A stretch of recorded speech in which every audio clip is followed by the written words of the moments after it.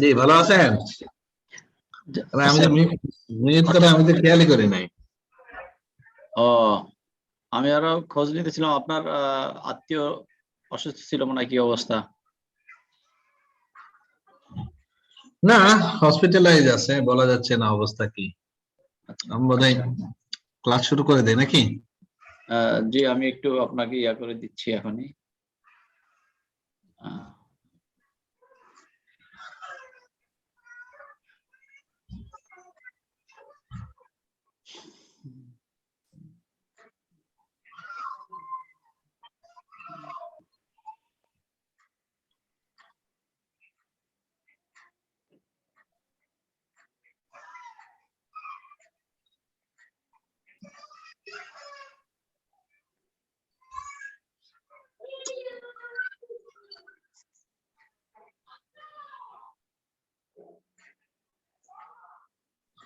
Sorry sir, সবাই last ক্লাসটা আসলে ইমার্জেন্সি ছিল তো সেজন্য ক্লাসটা নিতে পারি নাই। আপনাদের অনেক দামি সময় নষ্ট হয়ে গেছে, এই জন্য আন্তরিকভাবে দুঃখিত।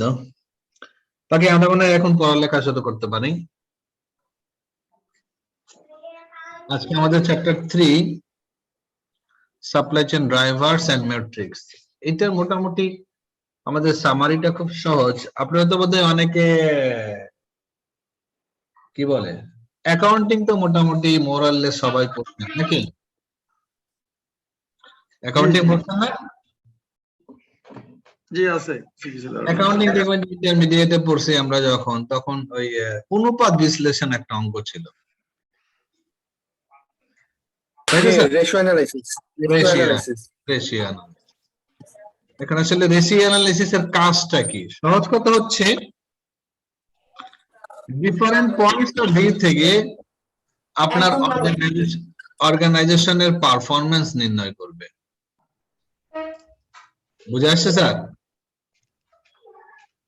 ডিফারেন্ট পয়েন্ট অফ ভিউ থেকে অর্গানাইজেশনের পারফরম্যান্স নির্ণয় করবে। যেমন নরমালি যেমন স্যার মনির স্যার আমাদেরকে বলছে যে আসলে অঙ্ক এখন আপনার যে স্টেজে আছেন এত মাথা খেলায় অঙ্ক করার স্টেজেও নাই, আবার আমাদের যদি একেবারেই কিছু ধারণা না থাকে তাহলেও একটা প্রবলেম, তাই তো স্যার?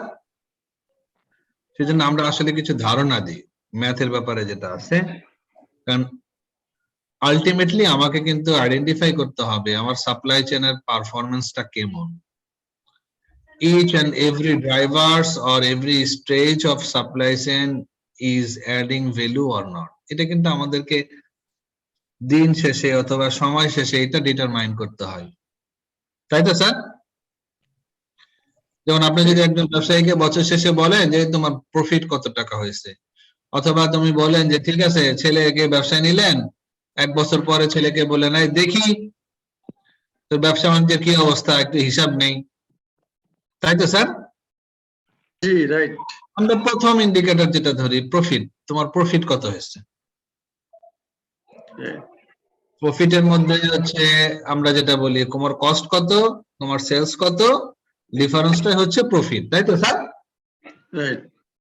এখন আমি আপনি হোল একটা চিন্তা করতে পারেন সাপ্লাই চেনে যে আপনার প্রোডাক্টটা আপনি দিচ্ছেন চলে যাচ্ছে, প্রফিটটা কত হয়েছে। এটা আমাদের একটা সহজ একটা সাপ্লাই চেইন পারফরম্যান্সের জন্য সবচেয়ে সহজ একটা উপায়। বাট এই প্রফিটটা যদি সরাসরি আপনি নির্ণয় করেন, actually profit does not show the actual picture of your organization. এখানে স্যার প্রফিট সেদিনকে কালকেই বোধহয় কালকে রাত্রে বা পরশুদিন রাত্রে কালকে রাত্রে একজন ঝালমুড়ি বিক্রি করে না স্যার, ঝালমুড়ি খাচ্ছি আমি কাঁচা বাজারে দাঁড়ায় দাঁড়ায় ঝালমুড়ি খাচ্ছি, তো তাকে আমি জিজ্ঞাসা করলাম যে আগে কি ব্যবসা করতাম, বলে ফল কেটে বিক্রি করতাম, এখন ঝালমুড়ি বিক্রি করি।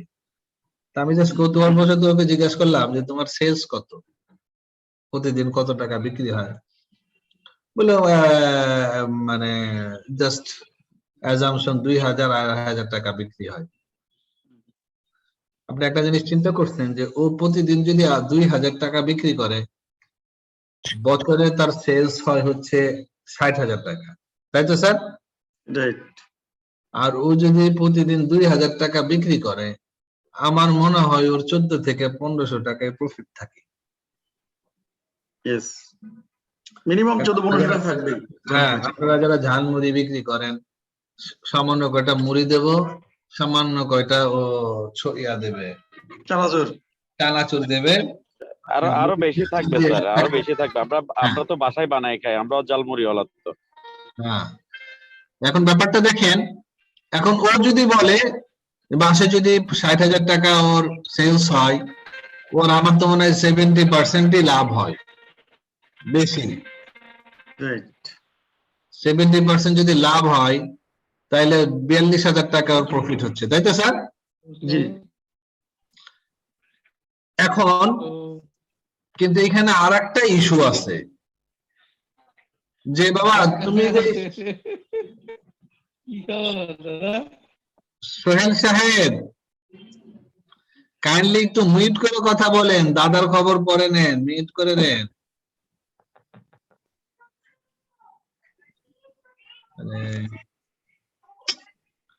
সোহেল সাহেব, স্যার এরকম হইলে আপনি ইয়া করে দিতে পারেন, আমার মনে হয় ওই যেহেতু হোস্ট বেশি প্রবলেম হলে আপনি রিমুভ করে অথবা ওয়েটিং এ রাখেন।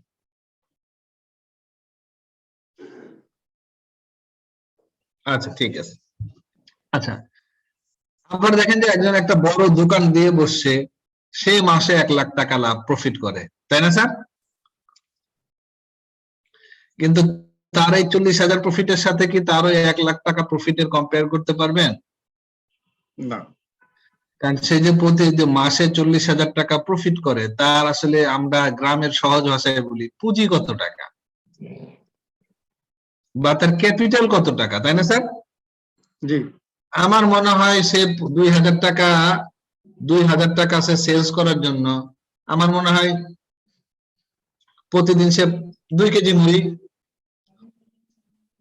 কেজি মুড়ি কিনবে, কি বলেন? জি। 1-2 কেজি চানাচুর, কিছু পেঁয়াজ কিনবে, এই কি বলে পেঁয়াজ, কাঁচামরিচ, পাতা। ও দেখেন যে প্রতিদিন ও 500 টাকা বা 700 টাকা ইনভেস্ট করে ওর প্রফিট হচ্ছে 1500 টাকা। আর আপনি যদি বড় একটা দোকান দেন, কয়েক লক্ষ টাকা এর অ্যাডভান্স দেওয়া আছে, এর ভাড়া দিতে হয়, অনেক টাকা কি বলে মানে পণ্য দোকানে আছে, দিন শেষে বা মাস শেষে তার লাভ হয় হইলো 1 লাখ টাকা। দুইটা কি কম্পারেবল স্যার? কম্পারেবল না কিন্তু। না, কম্পারেবল। সেজন্য শুধু আমরা প্রফিট, সাপ্লাই চেনে যদি আমি শুধু প্রফিটটা হিসাব করি, সাপ্লাই চেনে যদি শুধু আমি প্রফিটটা হিসাব করি, তাহলে এটা আমার অ্যাকচুয়াল পিকচার শো করে না। সেজন্য যেটা হয় আমরা চিন্তা করি যে তুমি কত টাকার বিপরীতে কত টাকা প্রফিট, এটাকে আমরা বলি রিটার্ন অন ইকুইটি। অর্থাৎ তোমার ইনকাম কত এবং তোমার ইনভেস্টমেন্ট কত। ওকে। আচ্ছা, মানে এটা হচ্ছে যে আমাদের এই যে পারফরম্যান্স মেজার করার কিছু মেট্রিক অথবা কিছু measures to identify the performance of your supply chain. এটা অ্যাকাউন্টিং এর ইস্যু, সবগুলো অ্যাকাউন্টিং এর ইস্যু। একটা হচ্ছে আমার প্রফিট কত, এটা সহজ একটা মেজার। আর একটা হচ্ছে যে profit compare to your investment. আরো কিছু আছে, return on asset, return on equity, এই ধরনের যেটা আছে যে অ্যাকাউন্টস পেয়েবল, টার্নওভার, এই জিনিসগুলা মানে এখানে আপনাদেরকে যদি আমি সহজে অঙ্কগুলো করাই দিই তাহলে হয়তো বা করতে পারবেন, কিন্তু আসল জিনিস বোঝা দিস ইজ রিয়েলি টাফ।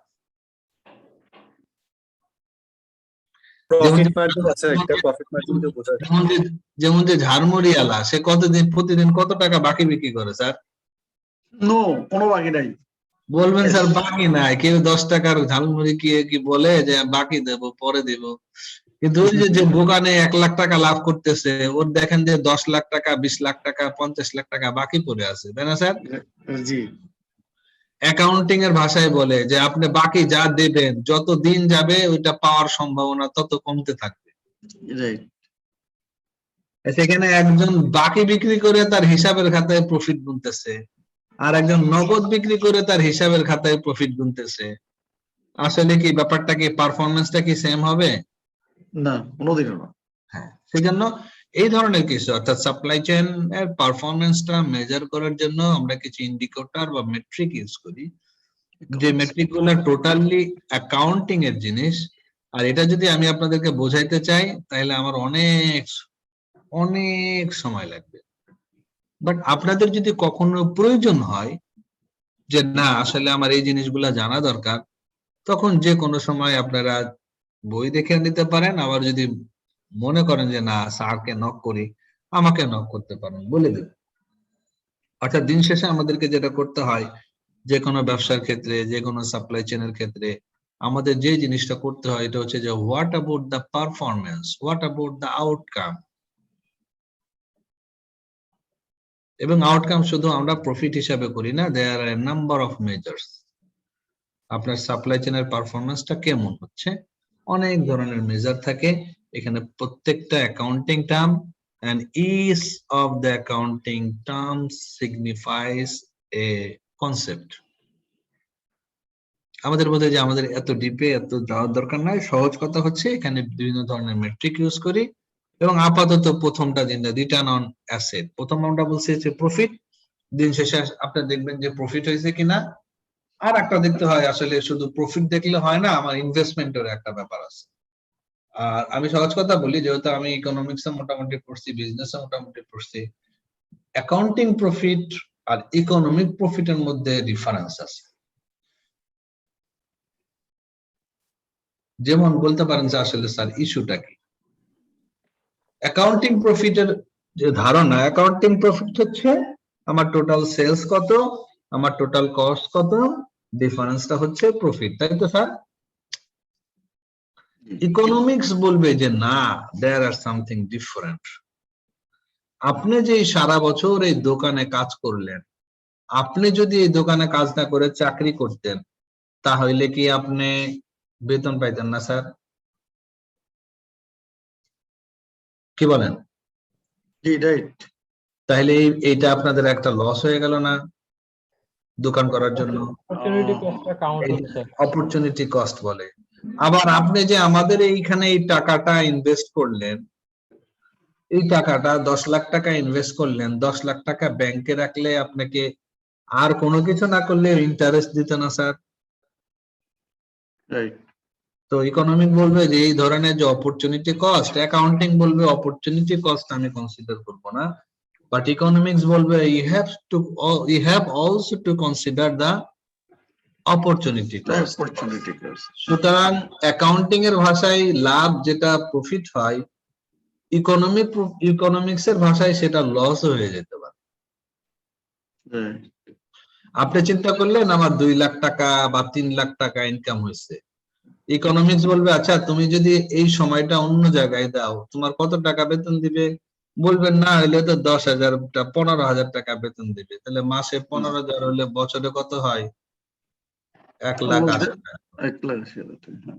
আবার যদি বলে যে আচ্ছা তুমি যে তোমার ইনভেস্টমেন্ট কত টোটাল, বলে 20 লাখ টাকা, এই 20 লাখ টাকা যদি তুমি মার্কেটে রাখতা, ব্যাংকে রাখতে, কত পার্সেন্ট ইন্টারেস্ট দিত? বলে 5% ইন্টারেস্ট দিত। তাহলে এখানে কত হলো? 1 লাখ টাকা নাকি? জি। বলবে তাহলে তো এই 1 লাখ টাকাও তোমার লস হইলো, কারণ তুমি ব্যবসা না করে ইয়া করতা, তুমি যদি দোকানে রাখতা। আচ্ছা আচ্ছা তোমার বাসা, এটা তো তোমার বাসা, দোকানটা তো তোমার নিজের। হ্যাঁ হ্যাঁ আমার নিজের দোকান। আচ্ছা এই দোকানটা যদি তুমি ভাড়া দিতা তাহলে কত টাকা ভাড়া দিতা? বলে যদি আমরা ভাড়া দিলে আমি মাসে 20,000 টাকা ভাড়া পাইতাম, আবার আমাকে 10 লাখ টাকা অ্যাডভান্স দিত। আচ্ছা যে 10 লাখ টাকা অ্যাডভান্স দিত, এই টাকা যদি তুমি ব্যাংকে রাখতা তাহলে 5% করে সুদ দিত? হ্যাঁ দিত। তাইলে এই 10 লাখের 5% 50,000। তারপরে তোমাকে যে এই যে যেটা বললাম যে এই যে দোকানের ভাড়া পাইতে 20,000 করে, তাইলে বছরে ভাড়া কত? 2,40,000। সবকিছু মিলে সে হিসাব করে দেখবে আসলে বাবা তোমার 3 লাখ টাকা লাভ হয় নাই, তোমার 2 লাখ টাকা লস হয়ে গেছে। আমার কথা বুঝে আসছে স্যার? জি। তো এই ইস্যুগুলা থাকে, আমরা বলি একটা ইকোনমিক প্রফিট আর এগুলাকে বলি অ্যাকাউন্টিং প্রফিট। এটা আপনাদের অনেক সময় দেখবেন যে মাথায় কেমন কেমন লাগে অপরচুনিটি কস্টের ক্ষেত্রে, যেটা আমি সহজে বুঝাই দিলাম। আপনি দোকানে সময় না দিয়ে অন্য দোকানে সময় না দিলে আপনার বেতন দিত, এটা আপনার অপরচুনিটি কস্ট। আপনি যে টাকা ইনভেস্ট করছেন এই টাকা ব্যাংকে রাখলে অন্তত সুদ পাইতেন, এটা আপনার অপরচুনিটি কস্ট। আপনার নিজের দোকান কাজ করতেছেন, এটা আপনি ভাড়া দিলে মাসে 20,000 টাকা ভাড়া পাইতেন, এটা ওয়ান টাইপ অফ কস্ট। আবার এই দোকান আরেকজনকে ভাড়া দিলে সে 20,000 টাকা অ্যাডভান্স দিতে, অ্যাডভান্স দেয় না?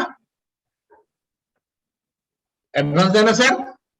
ওই অ্যাডভান্স দিলে ওই অ্যাডভান্সের টাকা যদি আপনি ব্যাংকে রাখেন, ব্যাংকে রেখে দিতেন, 5% ইন্টারেস্ট পাইতেন, সেটা আপনার ওয়ান টাইপ অফ কস্ট।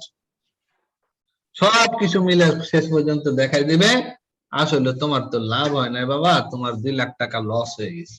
কথা বুঝে আসছেন স্যার? Yes, sir. হ্যাঁ, এজন্য আমাদের অ্যাকাউন্টিং এ এই যে দেখেন, অ্যাকাউন্টিং এ যে কোনো একটা কোম্পানি যারা ফাইন্যান্সিয়াল স্টেটমেন্ট প্রিপেয়ার করে, তাদের অনেক ধরনের রেশিও ক্যালকুলেট করতে হয়। বুঝতে পারছেন স্যার? শুধু জাস্ট প্রফিটটা ক্যালকুলেট করে দিলে হয় না, অনেক ধরনের রেশিও ক্যালকুলেট করতে হয়, যেটা পারফরম্যান্স কে, একটা অর্গানাইজেশনাল পারফরম্যান্স কে বিভিন্ন ভাবে অ্যানালাইসিস করে। এক্স্যাক্টলি এখানেও সেম। আপনারা সহজ যেটা করতে পারেন, একটা হচ্ছে প্রফিট ডিটারমাইন ক্যালকুলেট করতে পারেন, সেকেন্ডটা হচ্ছে return on asset, return on equity, যেটা অর্থাৎ আপনার কি পরিমাণ প্রফিট হয়েছে এবং আপনি কত টাকা ইনভেস্ট করছেন। ওকে। এবং আপনারা শুনলে আশ্চর্য হবেন, এই যে ছোটখাটো যারা ঝালমুড়ি বিক্রেতা আছে বা এই পিঠা বিক্রি করে, বিক্রেতা আছে, মানে এবং তাদের হিউজ প্রফিট হয়। এক কাপ চায়ের দাম কত এখন? 10 টাকা? না বাড়ছে তো, আরো বাড়ছে আরো রিসেন্টলি। 10 টাকার চেয়ে বেশি জি জি, এখন রিসেন্টলি বাড়াইছে কিছু কিছু দোকানে। এখন। তাহলে চিন্তা করেন যে এক কাপ চাতে ওরা একটা টি ব্যাগ দিবে, টি ব্যাগ তো দাম 2 টাকা না 1 টাকা, একটু চিনি দিবে, একটু পানি গরম করে দেবেন, পানি আল্লাহ জানে যে কোন পানি খাওয়ায়, কি আপনার ওই নর্মাল ওয়াসার পানি নাকি ভালো পানি, আর ওই পানিটা ফুটাইতে একটু আগুন দরকার হয়, তাই তো? রাইট। তাহলে যদি 10 টাকা 12 টাকা 15 টাকা এক কাপ চায়ের দাম নাই, তার মার্জিন থাকে কি পরিমাণে, এবং তার ইনভেস্টমেন্টটা কত অল্প হতে পারে। বিভিন্ন জনকে চাঁদা দিতে হয় প্রতিদিন 200-300 টাকা, আর সে ওই যে সামান্য কিছু নিয়ে বসে থাকে। সুতরাং এই ইস্যুগুলো আমাদেরকে, যখন আপনি সাপ্লাই চেইনের পারফরমেন্স ক্যালকুলেট করতে যাবেন, এই ধরনের আমরা বলি কিছু মেট্রিক্স থাকে, কিছু মেজার্স থাকে। আমাদের প্রথম সহজ মেজার্স হচ্ছে প্রফিট ডিটারমাইন করা, সেকেন্ড মেজার হচ্ছে রিটার্ন অন ইকুইটি, এটাকে অর্থাৎ আপনি যে পরিমাণ ইনভেস্টমেন্ট করছেন, নিজের পক্ষ থেকে টাকা দিচ্ছেন সেটা। থার্ড হচ্ছে রিটার্ন অন অ্যাসেট, যে আপনি অনেক সময় শুধু নিজের টাকা না আরেকজনের টাকা নিয়েও ব্যবসা করেন না স্যার? সুতরাং আমরা দেখবো আপনার টোটাল অ্যাসেট কত টাকা, সেই অনুযায়ী কত টাকা কি পার্সেন্ট প্রফিট হচ্ছে, এই জিনিসগুলো। আরো অন্যান্য জিনিসগুলো আছে, আমাদের বোধহয় এটা আমরা অন্য জিনিসগুলো না যাই। আবার অ্যাকাউন্ট পেয়েবল, আপনার অর্গানাইজেশনের অথবা সলভেন্সি কত, এই ধরনের অনেক ধরনের রেশিও আছে, আপনারা অনেক আগে পড়ছেন। আমরা এই ক্যালকুলেশন, স্ট্রিক্ট ক্যালকুলেশনের মধ্যে যাব না, ঠিক আছে স্যার? জি। যদি কখনো এই ধরনের স্ট্রিক্ট ক্যালকুলেশন লাগে, অ্যাকাউন্টেন্ট যারা আছে তাদের হেল্প নেবেন, অথবা মনে প্রয়োজন হলে আমাকে বলবেন, কারণ আমার আবার অ্যাকাউন্টিং ব্যাকগ্রাউন্ডে ছেলে আমি। সবকিছু মিলে যেটা বললাম, যে যদি এটা বুঝতে চান কেউ, এটা আপনাদের প্রচুর সময় নেবে, বা আলটিমেটলি বুঝবেন কিনা স্টিল আই হ্যাভ কনফিউশন। আমার বোধহয় এতটুকুর মধ্যেই আমরা থাকি, যে সাপ্লাই চেইনের পারফরমেন্স মেজার করার জন্য বিভিন্ন ধরনের মেট্রিক ইউজ করা হয়, এবং এক একটা মেট্রিক এক এক ইস্যুকে শো করে। ঠিক আছে স্যার? জি।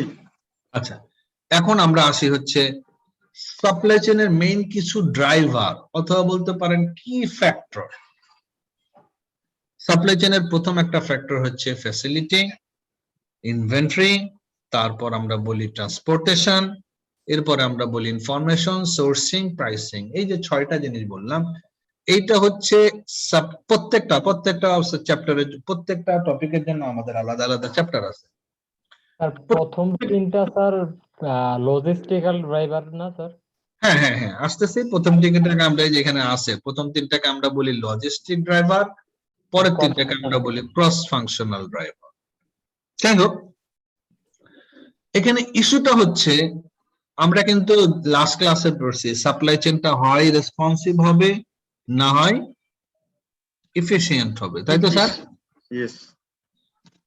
আজকে যেটা পড়বো শুধু হোল সাপ্লাই চেইনের না, সাপ্লাই চেনের প্রত্যেকটা ড্রাইভার ডিফারেন্টলি আপনাকে চিন্তা করতে হবে। অর্থাৎ ফ্যাসিলিটি, এই ফ্যাসিলিটি কি ইফিশিয়েন্ট হবে না রেসপন্সিভ হবে?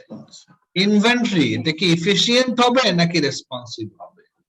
ট্রান্সপোর্টেশন, এটা কি ইফিশিয়েন্ট হবে না রেসপন্সিভ হবে? ইনফরমেশন, এখন বলতে পারেন স্যার ইনফরমেশনটা আবার কি? ইনফরমেশন ব্যাপারটা হচ্ছে আপনার প্রোডাক্টের ইনফরমেশন, ইনভেন্টরি ইনফরমেশন, কাস্টমারের ইনফরমেশন, কাস্টমারের ডিমান্ড ইনফরমেশন, এসব কিছু কিন্তু দরকার হয়। যেমন যেমন আপনি যদি একটা ইয়াতে যান, কি বলে, যে কোনো একটা সুপার শপে যান, ওরা কিন্তু এটা ক্যালকুলেট করে যে কোন প্রোডাক্টের ডিমান্ডটা কি পরিমাণে, কতটুকু স্টক রাখতে হবে, আবার স্টক কতটুকু নিচে নামলে সেটাকে আবার রিস্টক করতে হবে। ওদের কিন্তু এই ধরনের ইনফরমেশন গুলা সবসময় থাকে না স্যার? জি। সেই জন্য ইনফরমেশন এটা অনেক গুরুত্বপূর্ণ জিনিস। ইনফরমেশন আপনি কি এফিশিয়েন্ট হতে চান নাকি হাইলি রেসপন্সিভ হতে চান? সুতরাং আমি যেটা বললাম লাস্ট ক্লাসে আমরা আমরা ডিসকাস করছি যে আমার সাপ্লাই চেনটা এফিশিয়েন্ট হবে, সরি রেসপন্সিভ। আর আজকে আমরা যেটা বলবো not only the supply chain, each and every driver of your supply chain, you have to decide about efficiency or responsibility. এখন এটা মানে এই ডিসকাশনটা এখানে অনেক গুরুত্বপূর্ণ জিনিস, খুব খেয়াল রাখেন। অনেক সময় দেখবেন যে 6টা ড্রাইভার, আমি বলছি 6টা ড্রাইভারের কোনটা রেসপন্সিভ, কোনটা এফিশিয়েন্সি। যেমন আপনাদের বইতে এই চ্যাপ্টারে আমি একটু দেখাই দিই, এখানে জিনিসটা আপনি খুব পড়লে অনেক সুন্দর করে বুঝবেন। অর্থাৎ এখানে ওয়ালমার্টের সাপ্লাই চেনটা অ্যানালাইসিস করে ওরা সুন্দর করে বলে দিছে কোন পার্টটা এফিশিয়েন্ট, কোন পার্টটা রেসপন্সিভ। যেমন ওয়ালমার্টে ওদের ইনভেন্টরি স্টকের জন্য কোনো ওয়্যার হাউসের প্রয়োজন হয় না। আমি আপনাদেরকে বলছি কিনা এই ধরনের আপনারা কোনো কনসেপ্ট শুনছেন? হাব এন্ড স্পোক সিস্টেম, মানে এই ধরনের ওয়ার্ড আপনারা শুনছেন স্যার? ওয়ার্ড শুনছি, বাট ইন ডিটেইলস জানি না কি। ইন ডিটেইলস হাব এন্ড স্পোকটা হচ্ছে আপনারা যারা সাইকেল চালান, সাইকেলের দেখবেন যে চাকার মাঝখানে একটা কি বেয়ারিং থাকে না স্যার? হ্যাঁ হ্যাঁ হ্যাঁ, এটা হচ্ছে হাব। এখান থেকে দেখবেন যে স্প্রিং গুলা, স্পোক গুলা বিভিন্ন চারিদিকে ছড়াই পড়ছে, তাই না স্যার? হ্যাঁ হ্যাঁ হ্যাঁ, কারেক্ট। হ্যাঁ, সাপ্লাই চেনের ওয়ালমার্টের সাপ্লাই চেনটা এক্স্যাক্টলি সেম। বিভিন্ন যেমন বিভিন্ন সাপ্লায়ারের কাছ থেকে মালগুলা আনবে। ফর এক্সাম্পল বাংলাদেশে অথবা ঢাকা শহরে আপনি বললেন যে ওয়ালমার্টের, ঢাকা শহর মানে বড় একটা ওদের কি বলে সিটি, এখানে 20টা ওয়ালমার্টের 20টা আছে, দোকান আছে। ওরা যেটা করবে, যেখান থেকে পৃথিবীর বিভিন্ন জায়গায় থেকে তার যে প্রোডাক্ট গুলো আসে সেটা ঢাকা শহরে ফর এক্সাম্পল ধানমন্ডিতে আসবে। এখন এখানে 20টা ট্রাক আছে, 20টা ট্রাক ওই 20টা যে তাদের যে আউটলেট আছে চলে যাবে।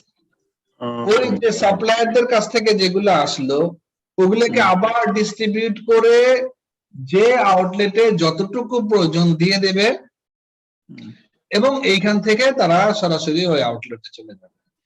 সুতরাং এই ইনভেন্টরি স্টকের যে স্পেস ফ্যাসিলিটি ডেভেলপ করা, এটা কিন্তু ওদের দরকার হয় না। দরকার হয় স্যার?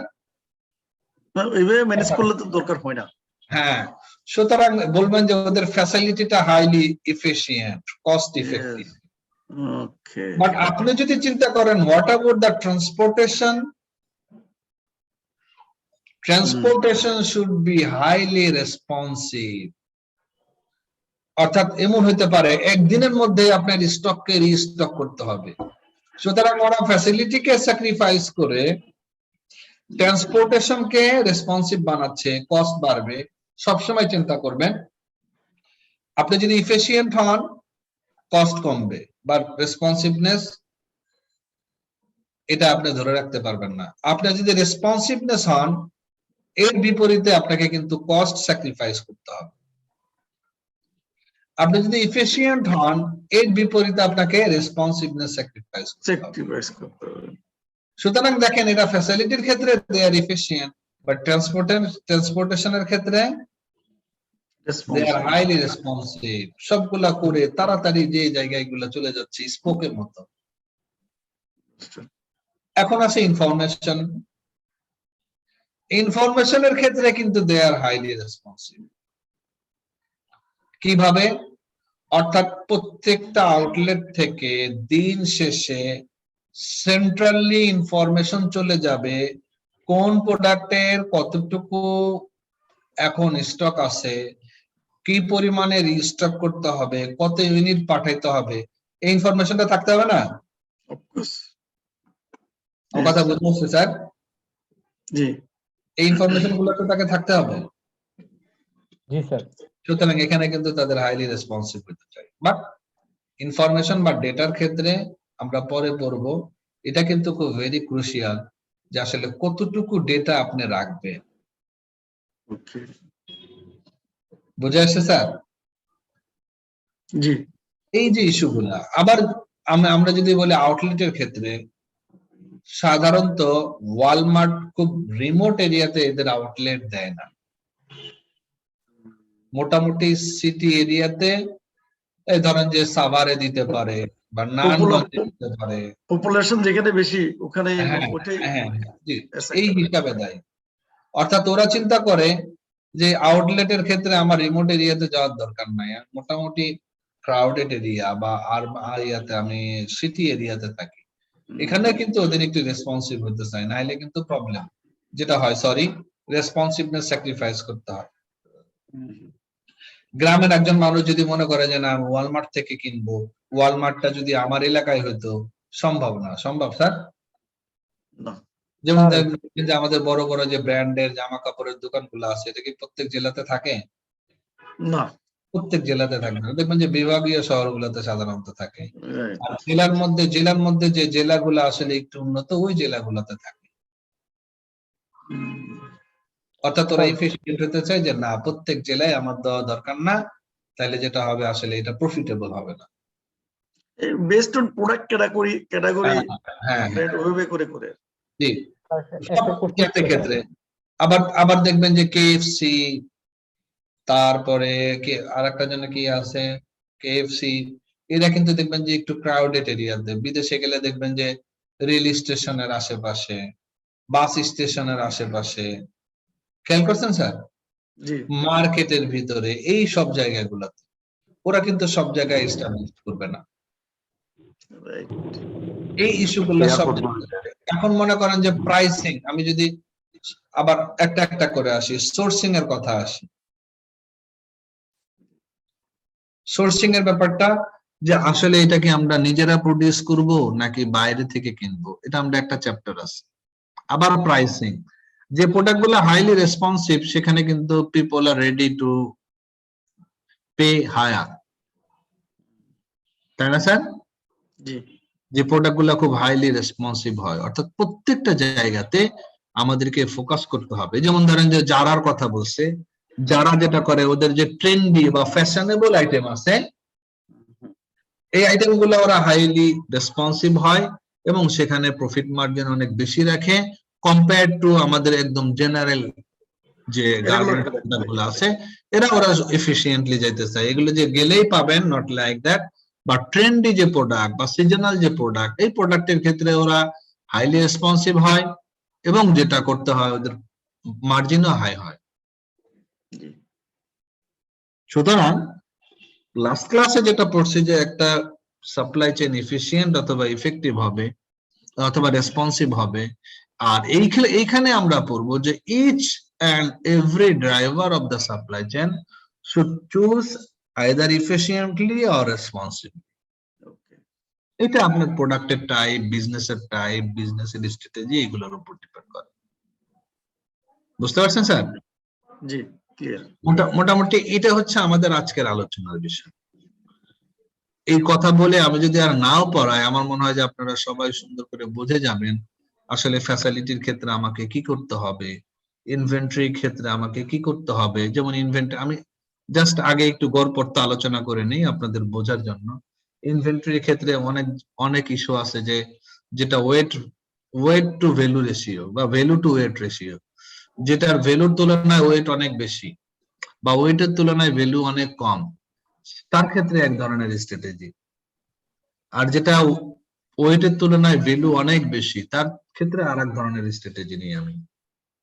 স্বর্ণ, ডায়মন্ড, ওরা যেটা বলছে যে ইউএসএ তে একটা ডায়মন্ড কোম্পানি আছে, ওরা খুব বেশি স্টক রাখে না because this is very expensive, but ওরা থাকে আপনি যদি কোনো কিছু চুজ করেন, ওরা 24 ঘন্টার মধ্যে সেটা আপনার কাছে পৌঁছায় দেবে।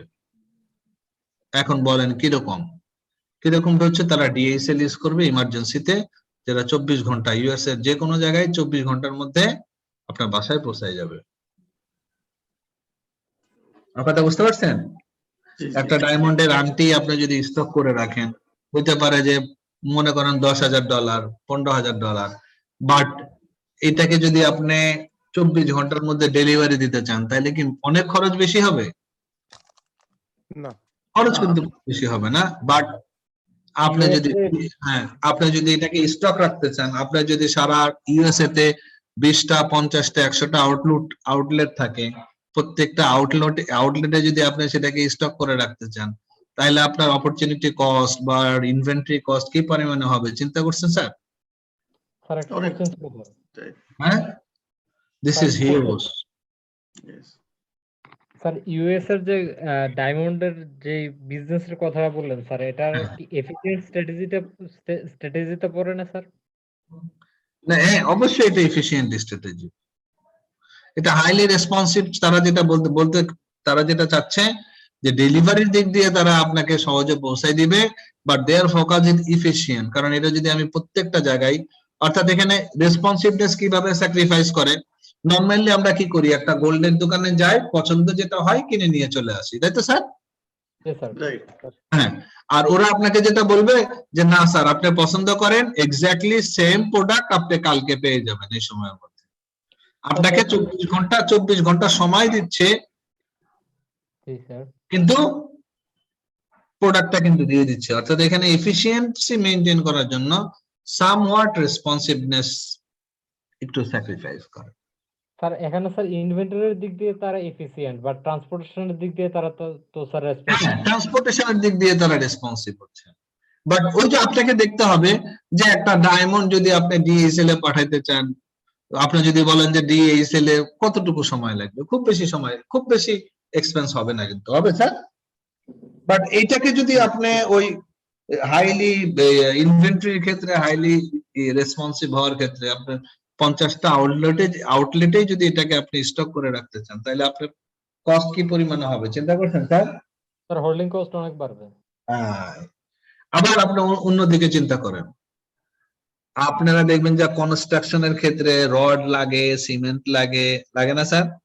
Yes sir. যে দোকানে যাবেন দেখবেন যে বস্তায় বস্তায় গোডাউন ভরা সিমেন্ট, দেখছেন না? আছে, right. এটা কিন্তু গোল্ড কিন্তু আবার গোডাউন ভরা থাকে না, ডায়মন্ড ওটা কিন্তু দেখবেন যে গোডাউন ভরা বস্তায় বস্তায় সিমেন্ট রেখে দিচ্ছে।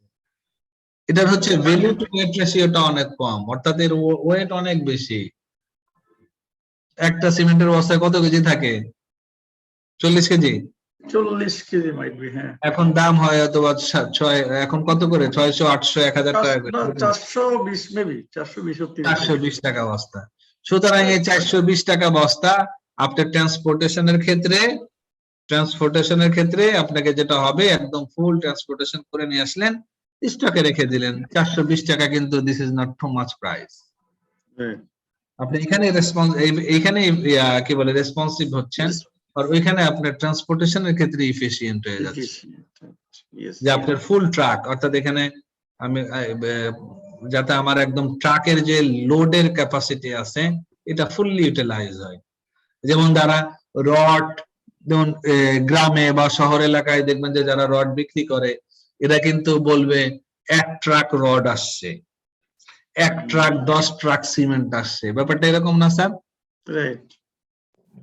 সুতরাং এই জিনিসগুলো সব সময় আবার স্যার আরেকটা জিনিস হচ্ছে আউটলেট গুলো ইজিলি পাওয়া যায়, কাছাকাছি জায়গায় থাকে। হ্যাঁ হ্যাঁ, আবার এটা দেখবেন যে ওই গ্রামের, আমাদের গ্রামের মধ্যে বড় বড় কয়েকটা মানে 5-6টা হয়ে গেছে। এটাকে আমরা বলি হার্ডওয়্যারের দোকান।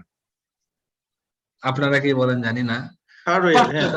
আমাদের শুধু বাজারের মধ্যে, কারণ এখানে স্যার ওই ইনভেন্টরি কস্ট অনেক কম। রাইট। সুতরাং আমি যেটা বলবো যে এই উদাহরণগুলো আমি আপনাদের, যেহেতু একদম এই উদাহরণগুলো একা আমাদের চাক্ষুষ চোখের সামনে, প্রত্যেকটা জায়গায় দেখবেন যে, আবার দেখবেন যে এই হার্ডওয়্যারের দোকান কিন্তু ছোটখাটো দোকান নিলে হয় না, হয় বলেন? মোবাইলের একটা দোকান দিলে, আপনার ছোট্ট একটা দোকান দিলে অনেকগুলো মোবাইল ফোন রাখতে পারবেন। আর হার্ডওয়্যারের দোকান দিলে আপনার বিশাল বড় গোডাউন থাকতে হয়। আর ওখানে তো ভ্যারাইটি আর ভলিউম অনেক বেশি। হ্যাঁ, ভলিউম এবং ওয়েট অনেক বেশি।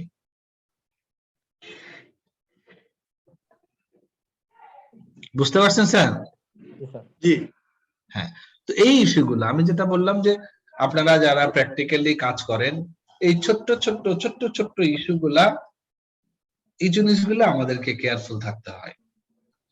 যদি এতদিনে আপনারা হয়তো বা আমি যে কথাগুলো বললাম যে প্র্যাকটিক্যালি অনেকে এক্সপেরিয়েন্স হয়েছেন, এখানে একজন কি কেউ শেয়ার করতে পারবেন যে স্যার আমি সাপ্লাই চেইনে কাজ করি, আপনি যে কথাগুলো বললাম যে আমাদের এইখানে এটা আমরা অ্যাপ্লাই করি, কে বলতে পারবেন? যে নারায়ণ বাসাক সাহেব এই ধরনের কোন এক্সপেরিয়েন্স বা এক্সাম্পল শেয়ার করতে পারবেন আমাদের সাথে? আমি তো মনে করেন যে আজকে আমার এই চ্যাপ্টার শেষ, কারণ আপনারা যেহেতু আমি জানি যে আপনারা সবাই সাপ্লাই চেইনে আমার চেয়ে ভালো ইয়া রাখেন, নলেজ রাখেন, সেজন্য কি বলতেছেন স্যার?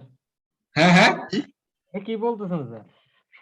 আমার কাছে তাই মনে হয়। আচ্ছা ঠিক আছে, যাই হোক, যার কারণে আমি যেটা চেষ্টা করি যে একদম অল্প কথায় যদি আমি আপনাদেরকে দিতে পারি, এটা আপনারা সহজে নিয়ে যাবেন। কারণ যেহেতু আমাদের নরমালি আমরা ইউনিভার্সিটিতে যেটা পড়াই সেখানে মুখস্থর ব্যাপার থাকে, সেখানে একদম পরীক্ষার ব্যাপার থাকে, বাট আপনাদের ব্যাপারটা হচ্ছে আমার যেটা মনে হয় একটু কম্প্রিহেনশন, অর্থাৎ জিনিসটাকে একটু রিয়েলাইজ করা, জিনিসটাকে একটু ভিতর থেকে একটু বোঝার চেষ্টা করা, ব্যাপারটাকে একটু অ্যাপ্লিকেশনের চেষ্টা করা।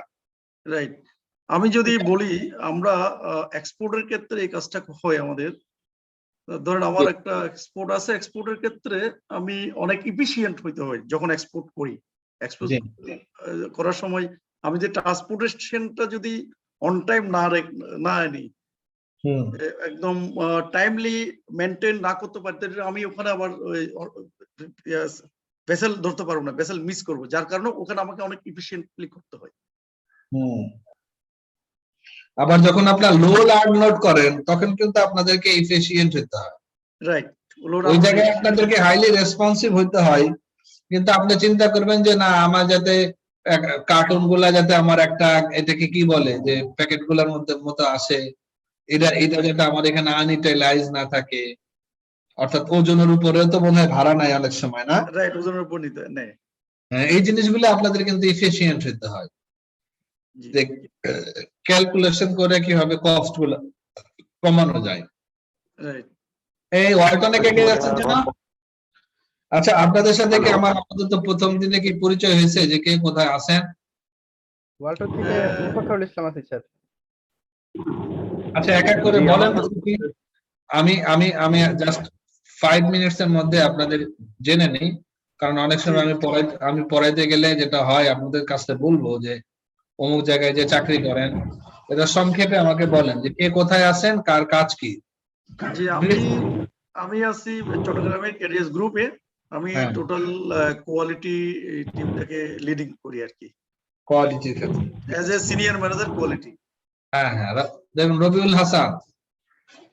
আর আমি ইউনেস্কো গ্রুপ যেটা কালীঘাট শিল্প এলাকায় চিটাগাং। হ্যাঁ, এটা আপনি কি সাপ্লাই চেইনে আছেন? জি জি, ডেপুটি ম্যানেজার সাপ্লাই চেইন। কাজ কি আপনার? আমি টোটাল লোকাল এবং ইম্পোর্ট প্রকিউরমেন্টটা দেখি একদম মানে প্রোডাক্ট অর্ডার দেওয়া থেকে শুরু করে প্রোডাক্ট ইন হাউস পর্যন্ত আমাকে ফলো আপ করতে হয়। আপনাকে আপনি তো একটা এক্সপেরিয়েন্স আমাদের সাথে শেয়ার করতে পারতেন। আচ্ছা ঠিক আছে, নেক্সট টাইম। দেন অভিজিৎ দাস। জি আমি আছি স্যার আমি- মার্কস এন্ড স্পেন্সারে। না অভিজিৎ দাস, হ্যাঁ একজন করে আমি জিজ্ঞেস করি, তারা বলেন। হ্যাঁ স্যার আমি অভিজিৎ বলছি, আমি আছি মার্কস এন্ড স্পেন্সারে অ্যাজ এ সিনিয়র অডিটর হিসেবে। অডিটর। হ্যাঁ দেন সাইফ আহমেদ। জি আসসালামু আলাইকুম স্যার, আমি সাইফ আহমেদ। আমি আছি মূলত ব্যাংকিং সেক্টরে। আমার ব্যাংক হচ্ছে ব্যাংক এশিয়া, আমি ব্রাঞ্চ ম্যানেজার হিসেবে আছি। কোথায়? একটা ব্রাউনবাড়িয়াতে। জি মোহাম্মদ সুফি। জি আমি মাহমুদ সুফি, আমি ইউনাইটেড পার্সেল সার্ভিস ইউপিএস এ আছি, কাস্টমস ব্রোকারেজে। আপনাদের কাজ কি? পার্সেল ইম্পোর্ট যে শিপমেন্ট গুলো হয় সেগুলো কাস্টমস এর সাথে ব্রোকারেজ ওয়্যারহাউস এগুলো হ্যান্ডেল করা, এটাই আমাদের কাজ। আমি ওখানে অ্যাজ এ ম্যানেজার হিসেবে আছি। আচ্ছা আমার ল্যাপটপের বোধহয় চার্জ শেষ হয়ে গেছে। আচ্ছা তারপরে বলেন রওশন খান কি খানম পুরাটা। আসসালামু আলাইকুম স্যার। আপনি কি একমাত্র লেডি রিপ্রেজেন্টেটিভ? হ্যাঁ আজকে শুধু আমাকেই দেখতে পাচ্ছি লেডি।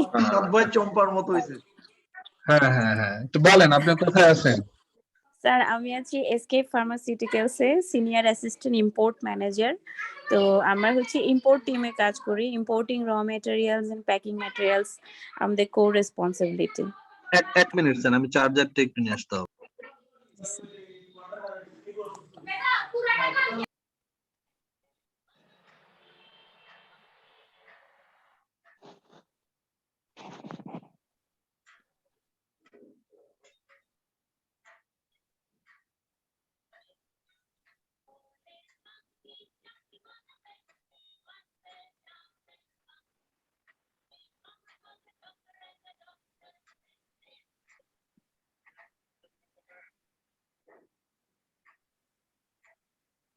তারেক আজিজ সাহেব। Yes sir. হ্যাঁ বলেন একটু সংক্ষেপে। আমি কারেন্টলি আনএমপ্লয়েড। আগে স্যার আমি মাইক্রোটেড গ্রুপে অডিট এক্সিকিউটিভ হিসেবে ছিলাম। আমি এআইবি থেকে সাপ্লাই চেইনে এমবিএ করেছি এন্ড আমি বেচ টপার, বাট এই মুহূর্তে আমি স্যার আনএমপ্লয়েড, কোথাও আমি জব খুঁজে পাচ্ছি না। ঠিক আছে ইনশাআল্লাহ হয়ে যাবে। এখানে যারা আছেন এই দেখেন ওনা কিন্তু সার্টিফিকেটও আছে মাশাআল্লাহ, পড়ালেখা আছে। আপনারা এর মধ্যে যারা আছেন দেখেন আমাদের তারিক আজিজ সাহেবের জন্য কিছু করতে পারেন কিনা। দেন রুম্মান হোসেন। জি আসসালামু আলাইকুম। আমি রুমান হোসেন, আমি আছি general ফার্মাসিউটিক্যালসে as a manager supply chain management. I'm the department head of the department. হ্যাঁ আজিজুল হাকিম। স্যার আসসালামু আলাইকুম স্যার। ওয়ালাইকুম স্যার আমার তো হচ্ছে sir laptop and mobile buy sell exchange. আমার মাল্টিপ্ল্যানের শপ আছে। কোথায়? মাল্টিপ্ল্যান স্যার, এলিফ্যান্ট রোড মাল্টিপ্ল্যানে। মাল্টিপ্ল্যানে তো মাঝে মাঝে যাই। তাহলে আপনার কাছে কত দোকান নাম্বার কত? 263 264 স্যার। নাম কি দোকানের নাম কি? Air gadget sir. তাহলে কি আমরা গেলে তো কম ডিসকাউন্টে কম দামে পাবো তাই তো? জি স্যার আসতেও হবে না স্যার, বললে পাঠিয়ে দেওয়া হবে। অনলাইনকে প্রমোট করতেছি আমরা স্যার, ই-কমার্স যেটাকে বলে। আলহামদুলিল্লাহ। এই সবাই দেখেন ওনা কিন্তু এখানে একটা মার্কেটিং করে ফেলতে। হ্যাঁ দেখে নিলাম। আজিজুল হাকিম ভাই ঠিক আছে, ওকে ভেরি গুড। হ্যাঁ আমাদের কাছে হিউজ ডিসকাউন্টে পাবেন এবং হোম ডেলিভারি পাবেন, কোনো সমস্যা নেই, হ্যাসেললেস ডেলিভারি। আমার হোম আপনার আশেপাশে, আমার হোম ডেলিভারি দিতে হবে না। আমার কিছু হোম ডেলিভারির পরিবর্তে ডিসকাউন্টের অ্যামাউন্টটা বাড়ায় দিয়েন। Huge discount sir, huge discount. টিমসে আপনার অ্যাড্রেসটা দিয়ে দিয়েন, contact number and address, then আমরা কমিউনিকেট করব। ঠিক আছে। জি মোফাক্খারুল ইসলাম রবিন। আসসালামু আলাইকুম। আমি স্যার ওয়ালটন গ্রুপে আছি ইম্পোর্ট অপারেশন। এই তো আপনাকেই খুঁজছি আমি। ওয়ালটনের সাপ্লাই চেইন আমার কাজে লাগবে। জি স্যার। আমি তো বলতে যাচ্ছিলাম একটা এক্সপেরিয়েন্সের কথা। আচ্ছা স্যার ইন্ট্রোডাকশন বলেন না কেন? যেমন মিনহাজুল আবেদিন। আসসালামু আলাইকুম স্যার, আমিও ওয়ালটন গ্রুপে আছি ইম্পোর্ট অপারেশনসে। হ্যাঁ গুড। দেন ইসমাইল হোসেন। জি, আসসালামু আলাইকুম স্যার। ওয়ালাইকুম আসসালাম, বলেন। জি স্যার, আমি বেস্ট ইলেকট্রনিক্স লিমিটেডে আছি ওয়্যার হাউস এক্সিকিউটিভ হিসেবে। ওয়্যার হাউসের কোনো একটা এক্সপেরিয়েন্স আমাদের সাথে শেয়ার করতে পারতেন, যে আপনারা কি ইফিশিয়েন্ট না ইফেক্টিভ ওয়েতে চলেন বা রেসপন্সিভ ওয়েতে চলেন? হ্যাঁ, জি তারপরে স্যার, কি আছে? বলবো। সামাউন বসির, আমরা শুনতে পাচ্ছি না স্যার।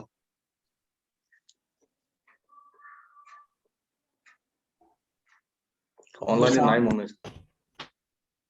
দেন মাজহার, জি জি জি জি। আসসালামু আলাইকুম। ওয়ালাইকুম আসসালাম। জি স্যার, আপনি একদম ব্রিফলি একটু ইন্ট্রোডিউস করেন। স্যার মোহাম্মদ সাউন্ড বাসির ওয়ালটন গ্রুপে আছি ইম্পোর্ট প্রকিউরমেন্টে। দেন মাজহার সাহেব। আসসালামু আলাইকুম। আমি হাক্কানি পাবলিশার্সে আছি। হাক্কানি পাবলিশার্স এর ইম্পোর্টের সাইটটা রিসেন্টলি দেখা শুরু করছি। বেসিক্যালি আমি সেলস এন্ড মার্কেটিং এর ম্যানেজার, বাট সাপ্লাই চেইনে আগ্রহের থেকে এখানে যোগ করেছি যে পরবর্তীতে ইম্পোর্টের ব্যাপারগুলো দেখবো এই কারণে। আচ্ছা, বই লাগলে ওনার সাথে যোগাযোগ করতে পারেন। বুলবুল আহমেদ। আসসালামু আলাইকুম স্যার, আমি বুলবুল আহমেদ। আমি আছি স্ট্যান্ডার্ড চার্টার্ড ব্যাংকে, ওখানে হেড অফিসে বসি। ওখানকার টোটাল প্রকিউরমেন্ট, যে লোকাল প্রকিউরমেন্টটা আমি দেখতেছি। সাইফ আহমেদ, তাড়াতাড়ি বলেন সবাই। স্যার সাইফ আহমেদ ইন্ট্রোডিউস হয়েছে স্যার। দেন ওমর ফারুক। জি আসসালামু আলাইকুম। আমি কেডিএস গার্মেন্ট ডিভিশনে আছি, sales and merchandising senior manager হিসেবে। আপনি গার্মেন্টসে, তাই তো? জি জি জি জি। হ্যাঁ, কাজে লাগবে, অনেক কিছু কাজে লাগবে। আপনি thank দেখবেন you. যে আমার কথা বলা এবং আপনার প্র্যাকটিক্যাল এক্সপেরিয়েন্স মিলে কিনা। শেখ জি জি, এমডি অনেক কিছু আলামিন মিলে কোথায়? যাচ্ছে। আলামিন সাহেব আছেন? জি, আসসালামু আলাইকুম। ওয়ালাইকুম আসসালাম। জি, আমি শেখ এমডি আল আমিন। আমি নাভানা টয়োটাতে আছি। Operations, after sales operation, parts, warranty management, এই সোর্স পার্টস এর সোর্সিংটাও আমি দেখি আর কি। সোর্সিং, তারপরে কি, ইনভেন্টরি। আমি তো হারাই ফেললাম। দেন জিল্লুর রহমান। জিল্লুর রহমান আছেন? জামাল মিয়া। আসসালামু আলাইকুম। ওয়ালাইকুম আসসালাম, বলেন কোথায়? আমি রূপপুর পারমাণবিক বিদ্যুৎ কেন্দ্রে একটি কনস্ট্রাকশন কোম্পানি দাস্তিব ইঞ্জিনিয়ার্স লিমিটেড স্টোরের ইনচার্জ হিসেবে আছি। এই তো আপনার লাগবে, আপনার উদাহরণ আমি দিব, তখন দেখেন তো শেয়ার করতে পারেন নাকি। আপনারা যে বিদ্যুৎ প্রোডাকশন করছেন ট্রান্সমিশন লাইনের ছাড়া হাজার হাজার কোটি টাকা যে আপনারা লস করতেছেন, কারণ কি? দেখেন আমাদের দেশে বিদ্যুতের সমস্যা কি হচ্ছে।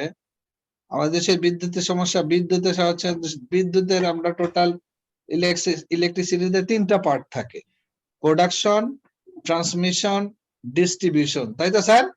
জি ঠিক আছে তো? জি জি। সাপ্লাই চেনে ওনারা প্রবলেম কোথা করছে, ওনারা হিউজ পরিমাণে প্রোডাকশন ক্যাপাসিটি ডেভেলপ করছে, কিন্তু এদের যে ট্রান্সমিশন এবং ডিস্ট্রিবিউশন ক্যাপাসিটি ডেভেলপ করে নাই, যার কারণে বিদ্যুৎ উৎপন্ন হচ্ছে সেগুলো কাজে লাগতেছে না এবং বছরে প্রায় কত শো কোটি টাকা আমাদেরকে গচ্চা দিতে হচ্ছে। Right sir? Yes sir. আপনি মিথ্যা কথা বলবেন না কিন্তু। ট্রান্সমিশনটা কি স্যার? এই ট্রান্সমিশনটা বোঝেন তো স্যার? স্যার আমাকে একটু অ্যালাউ করলে আমি একটু বলতে চাই। হ্যাঁ, যদিও বলেন। আমি এখন জেনারেল ফার্মাতে আছি, বাট আমি বিদ্যুৎ সেক্টরে ছিলাম প্রায় 8 না, বছর। বিদ্যুৎ সেক্টরে ছিলেন? হ্যাঁ, বিদ্যুৎ সেক্টরে ছিলাম প্রায় 8 বছর। আমি আপনাকে আচ্ছা বলছি। দাঁড়ান, আমরা ওনার কাছ থেকে শুনি, কে যেন বললেন, তারপরে আপনার কাছে আসতেছি। পাওয়ারে কে চাকরি করেন, কাকে বললাম এতক্ষণ? জিল্লুর রহমান। অ্যাকচুয়ালি আমাদের কোম্পানি এখানে কনস্ট্রাকশন অর্থাৎ বিল্ডিং এর কাজ করতেছে। বিল্ডিং তৈরি করার জন্য যত ম্যাটেরিয়ালস এর দরকার হয় সেটা দেশের বাইরে থেকে আসে এবং ঢাকা থেকে কেনা হয়, লোকালি কেনা হয়। তো ওই মালামালগুলি অ্যাকচুয়ালি আমি মেইনটেইন করি। আচ্ছা, তাহলে বিদ্যুতের ট্রান্সমিশনটা কি সহজে বলেন তো স্যার, কে বলতে চাচ্ছিলেন? ট্রান্সমিশনটা বেসিক্যালি পিজিসিবি, যেটা পাওয়ার গ্রিড কর্পোরেশন বাংলাদেশ, ওদের আন্ডারে। এখানে 3টা কোম্পানি কাজ করে সরকারের, যারা অটোনোমাস। একটা হচ্ছে পিডিবি, যেটা হচ্ছে গিয়া mother company of all the companies. তারা হচ্ছে পিডিবি বেসিক্যালি ডিপিডিসি, ডেসকো, পল্লী বিদ্যুৎ, এদের মাধ্যমে মানুষের ঘরে ঘরে বিদ্যুৎ পৌঁছায়। আর পাওয়ার গ্রিড কর্পোরেশন, যারা বাংলাদেশের ট্রান্সমিশন লাইনের মালিক, আর পাওয়ার প্ল্যান্ট গুলো বেসিক্যালি ট্রান্সমিশনের কাজটা কি স্যার? ট্রান্সমিশনের কাজ আপনি দেখবেন যে হাইওয়ের পাশে বা বড় বড় মাঠের মাঝখান দেখবেন যে বড় বড় টাওয়ার দিয়ে যে কেবল গুলো গেছে, বেসিক্যালি পাওয়ার প্ল্যান্ট থেকে বিদ্যুৎ এই ট্রান্সমিশন লাইন দিয়ে যায়। তারপর সেখান থেকে ইন্ডিভিজুয়াল ডেস্কো বা পল্লী বিদ্যুৎ ওদের সুইচ ইয়ার্ডে যায়, সুইচ ইয়ার্ড থেকে তারপরে মানুষের ঘরে ঘরে পৌঁছায়। যেটা বললাম আমাদের দেশে, জি থ্যাংক ইউ স্যার, যেটা আমরা বললাম আমাদের দেশে আমরা কত পলিসি মেকাররা দেখেন কতটা নলেজেবল, তারা প্রোডাকশন করতেছে ট্রান্সমিশন লাইন এবং ডিস্ট্রিবিউশন ক্যাপাসিটি বিল্ড আপ করা ছাড়াই। প্রতি বছর আমাদের দেশে বিদ্যুৎ উৎপন্ন হচ্ছে কুইক রেন্টাল বা বিভিন্ন নামে কয়েক হাজার কোটি টাকা আমরা প্রত্যেক বছর প্রায় ভর্তুকি দিচ্ছি, বিকজ এই বিদ্যুৎ ট্রান্সমিশনের জন্য এবং ডিস্ট্রিবিউশনের জন্য আমরা এখনো ক্যাপাসিটি ডেভেলপ করি নাই। বুঝতে পারছেন স্যার? তাহলে তো স্যার ইনভেন্টরি তো জমা হচ্ছে স্যার। 8,000 কোটি টাকা লাগবে ট্রান্সমিশনের জন্য, আর এখানে প্রায় 90 লাখ কোটি টাকা খরচ। বুঝে নাই?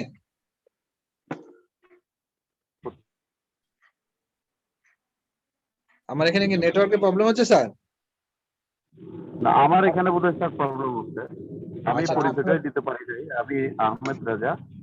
আমি ওই মিস করেছি মনে হয়, আপনি খেয়াল করেন নাই, ডাকেন এর জন্য।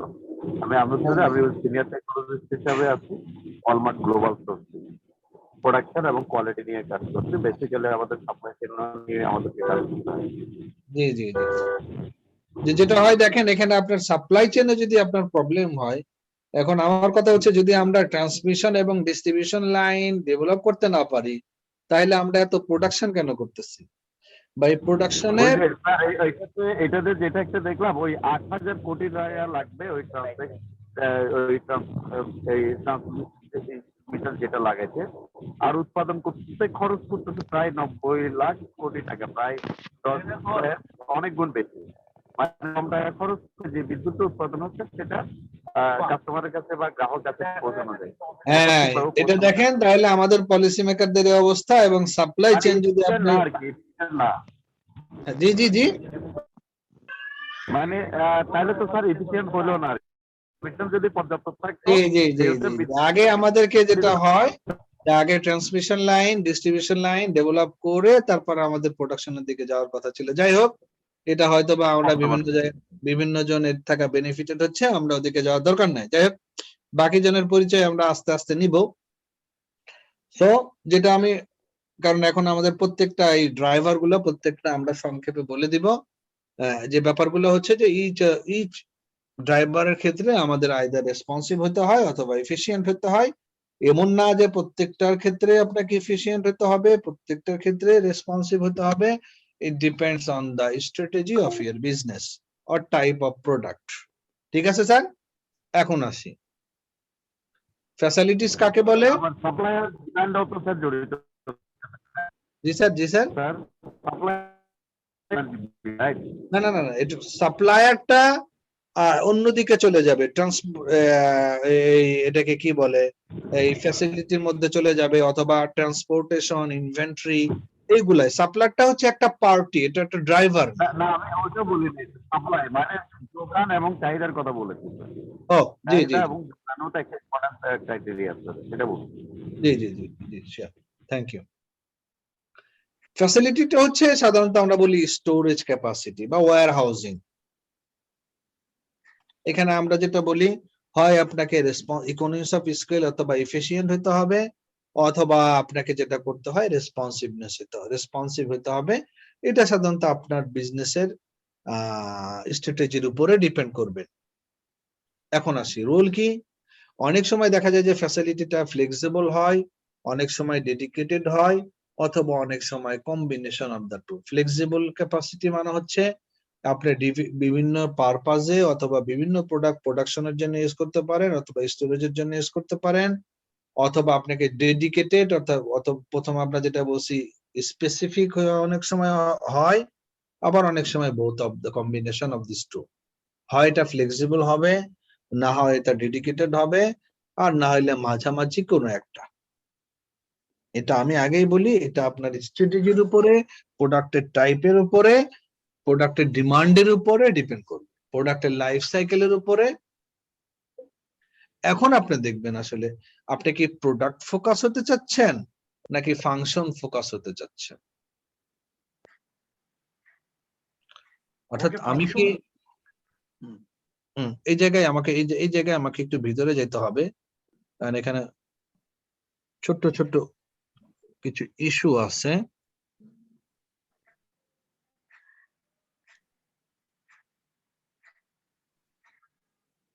অর্থাৎ এখানে আমাদেরকে প্রথমে গিয়ে আমাদেরকে যে জিনিসটা করতে হবে, আপনি কিসের উপরে ফোকাস করবেন। এটাকে আপনি প্রোডাক্টের উপরে ফোকাস করবেন নাকি আপনি যে ফাংশনটা আছে ওই ফাংশনের উপরে ফোকাস করে আপনি ডিটারমাইন করবেন what you have to do. এই জায়গাটা জি স্যার একটু ওয়েট। অর্থাৎ একটা জিনিস আছে হচ্ছে আপনার রিয়েল প্রোডাক্ট, অর্থাৎ আপনি একটা মোবাইল ফোন, খুব খেয়াল করেন, হ্যাঁ এটা একটা প্রোডাক্ট। মোবাইল ফোনের অ্যাসেম্বল করা এটা কিন্তু একটা ফাংশন। Clear sir? আপনার গার্মেন্টস এটা একটা প্রোডাক্ট, অর্থাৎ আপনি একটা প্যান্ট অথবা একটা শার্ট, আর এটা কিন্তু ফাংশন হিসাবে ধরলে যেটা হয় আপনার এখানে যেটা আছে যে এটাকে কোয়ালিটি চেক করতে হয়, ফেব্রিকেটেড করতে হয়, সেটাকে নাম্বার অফ ফাংশনস আর ইনভলভ। অনেক সময় যেটা হয় আপনি সরাসরি প্রোডাক্টের উপর ফোকাস করতে পারেন অথবা সরাসরি আপনি ফাংশনের উপর প্রোডাক্ট করলে হয়। দেখবেন যে কোন একটা প্রোডাক্টে যদি আপনি ডিফারেন্ট ফাংশনে ভাগ করে দিতে পারেন তাহলে এক একটা ফাংশনের উপরে আপনি আলাদা স্ট্র্যাটেজি ডেভেলপ করতে পারেন। যেমন যারা গার্মেন্টসে আছে খেয়াল করবেন, গার্মেন্টসের প্রথমে আমরা সুতা তৈরি করি, সুতা থেকে আমরা যেটা একদম সাদা কাপড় তৈরি করি এটাকে কি বলে, নিটিং না? নিটিং। এরপরে আমরা ওই কাপড়টাকে যেটাকে বলি ডাইং করি, রং দেওয়া, যেটা ডাইং বলে না? ডাইং, হ্যাঁ ডাইং ফিনিশিং। Dyeing finishing. তারপরে কিন্তু আমরা এটাকে সেলাই করি।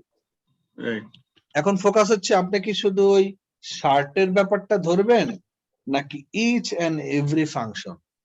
এখানে আবার দেখবেন যে এই কি বলে এখানে একটা সুইং আছে যেটা আমাদেরকে সেলাই করতে হয়, কোয়ালিটি চেক করতে হয়, তাই না স্যার? জি, তাও প্যাকিং করতে হয়। হ্যাঁ প্যাকিং করতে হয়। যেমন অনেক সময় দেখবেন যে ওরা একটা লট ধরে চেক করবে, সেখানে যদি ওরা ডিফেক্ট প্রোডাক্ট পায় তাহলে টোটাল অর্ডারটা ক্যান্সেল করে দেবে, আবার বাংলাদেশের লোকাল মার্কেটে বিক্রি করতে হবে। এরকম না স্যার? জি। সুতরাং আপনি যদি ফাংশন গুলো আলাদা আলাদা করে ভাগ করতে পারেন, আবার যদি মনে করেন যে ওষুধের ক্ষেত্রে এটা কিন্তু প্রোডাক্ট ফোকাস, এটা ফাংশন ফোকাস না। ওষুধগুলো আমরা ব্যাচে প্রোডাকশন করি। যারা ফার্মাসিউটিক্যালসে আছেন অথবা যারা আপনারা ওষুধ খান অথবা কোনোদিন দেখেন নাই, আমি আগেই বললাম যে আমাদের থিমেটিক দিক দিয়ে আমাদের পড়ালেখা মোটামুটি শেষ চ্যাপ্টার, বাট আমরা এখন একটু ডিপে যাওয়ার চেষ্টা করব। যেমন আপনারা যারা ওষুধ কেনেন দেখবেন যে প্রত্যেকটা ওষুধের পাতার উপরে ব্যাচ নাম্বার লেখা থাকে, বুঝতে পারছেন স্যার? অর্থাৎ তারা ওই ব্যাচে একটা ব্যাচে হয়তো বা 4000 5000 পাতা তারা ওষুধ প্রোডাকশন করতে পারে। কাঁচামাল গুলা প্যারাসিটামলের ক্ষেত্রে প্যারাসিটামল, অন্যান্য কাঁচামাল গুলা তারা দিয়ে দেয় ফর্মুলা এবং ওষুধটা প্রোডাকশন হয়ে চলে আসে। সুতরাং যে কোনো ক্ষেত্রে আপনাকে খুব খেয়াল করতে হবে এটা কি আপনি অ্যাকচুয়ালি ফাংশন ফোকাসড অথবা আপনি প্রোডাক্ট ফোকাসড। এই যে ওয়ালটনে আছে যিনি বললেন, ওয়ালটনের ক্ষেত্রে দেখবেন যে এক একটা প্রোডাক্ট কিন্তু ডিফারেন্ট ফাংশন হয়ে তারপরে আসতে হয়, তাই না স্যার? জি স্যার। হ্যাঁ, ইভেন একটা কি বলে একটা ফ্রিজের বাইরের যে ডিজাইন এটাও কিন্তু ডিফারেন্ট হয়। এগুলো নরমালি গ্লাস হয়, কি আছে স্যার? গ্লাস আছে, প্লাস্টিক ডোর আছে, গ্লাস। হ্যাঁ, সুতরাং এটাকে আপনি কিন্তু আলাদা ফাংশন হিসেবে ধরতে পারেন। তারপরে মেইন যে যেটা আছে যেটা ঘুরে ওটাকে কি বলে, ছোট্ট একটা মেশিনের মতো? কম্প্রেসর আছে ভিতরে। Compressor. This is the one of the most important thing, তাই না sir? Main thing sir. Main sir. এখানে কম্প্রেসরের দাম কি অনেক বেশি? কম্প্রেসরের দামটা হ্যাঁ, মোটামুটি একটা বড় অ্যামাউন্ট থেকে কম্প্রেসরে, এবং ওইটা স্যার বন্ধ হয়ে গেলে পুরাটাই আসলে মানে ওয়েস্টেজ হয়ে যায়। সুতরাং আপনারা কম্প্রেসারের উপরে কিন্তু আমাদের আলাদা ফোকাস করতে হয়। জি জি। আমরা ওয়ালটনের আপনাদের যে গাজীপুর ইয়ার দিকে যে ফ্যাক্টরি আছে ওইটা আমরা ভিজিট করছি, আমাদেরকে নিয়ে গেল। ওটার উপর যেটা বললো স্যার, ওরা ওদের যে কি বলে কম্প্রেসারটা ইউজ করে, পৃথিবীর মধ্যে এরা প্রতিযোগিতা হয়েছে জার্মানিতে, এটা বেস্ট হিসেবে প্রমাণিত হয়েছে এবং সবচেয়ে কম আওয়াজ দেয়, তাই না? জি জি। হ্যাঁ, ওটা আমরা ঘুরে দেখে আসছি। অর্থাৎ এটা আলাদা ফাংশন, ভিতরের বডিটা আলাদা ফাংশন। জি। প্রত্যেকটা দেখবেন যে এখানে ফাংশন কিন্তু আলাদা। আবার অনেক প্রোডাক্টকে এই ফাংশন হিসাবে আলাদা করা যায় না। আপনি দেখবেন যে আপনার এই ফ্যাসিলিটিটা এখন কত হচ্ছে ফ্যাসিলিটি, এরপরে হচ্ছে লোকেশন। লোকেশন কি সেন্ট্রালাইজ হবে না ডিসেন্ট্রালাইজ হবে? জি স্যার। প্রোডাক্ট ফোকাস আর ফাংশন ফোকাসটা স্যার বুঝিনি স্যার, আরেকটু প্রোডাক্ট ফোকাস হচ্ছে আপনি যখন ফ্যাসিলিটির ক্ষেত্রে স্ট্র্যাটেজিটা ইমপ্লিমেন্ট করবেন, ইফিশিয়েন্ট না রেসপন্সিভ। আপনি দেখবেন যে আপনি কি একটা প্রোডাক্ট অ্যাজ এ হোল চিন্তা করতেছেন নাকি এর পার্ট বাই পার্ট চিন্তা করতেছেন। যেমন আমি আগেই বললাম, শার্ট কিন্তু শার্ট হয়ে আসে না, বিভিন্ন প্রসেসের মধ্যে দিয়ে শার্ট হয়ে আসে, তাই না স্যার? এখন আপনি প্রত্যেকটা ফাংশনকে যদি আলাদা আলাদা চিন্তা করেন এবং প্রত্যেকটা ফাংশনের জন্য যদি আপনার আলাদা আলাদা কি বলে স্ট্র্যাটেজি থাকে, তাইলে অনেক সহজ হয়ে যাবে। অ্যাপেল কি করে? অ্যাপেল ওরা সফটওয়্যারটা নিজেরা তৈরি করে, বিভিন্ন জায়গা থেকে পার্টস এনে এক জায়গা করে, এক জায়গায় থেকে ওইটা অ্যাসেম্বল করে, তাই তো স্যার?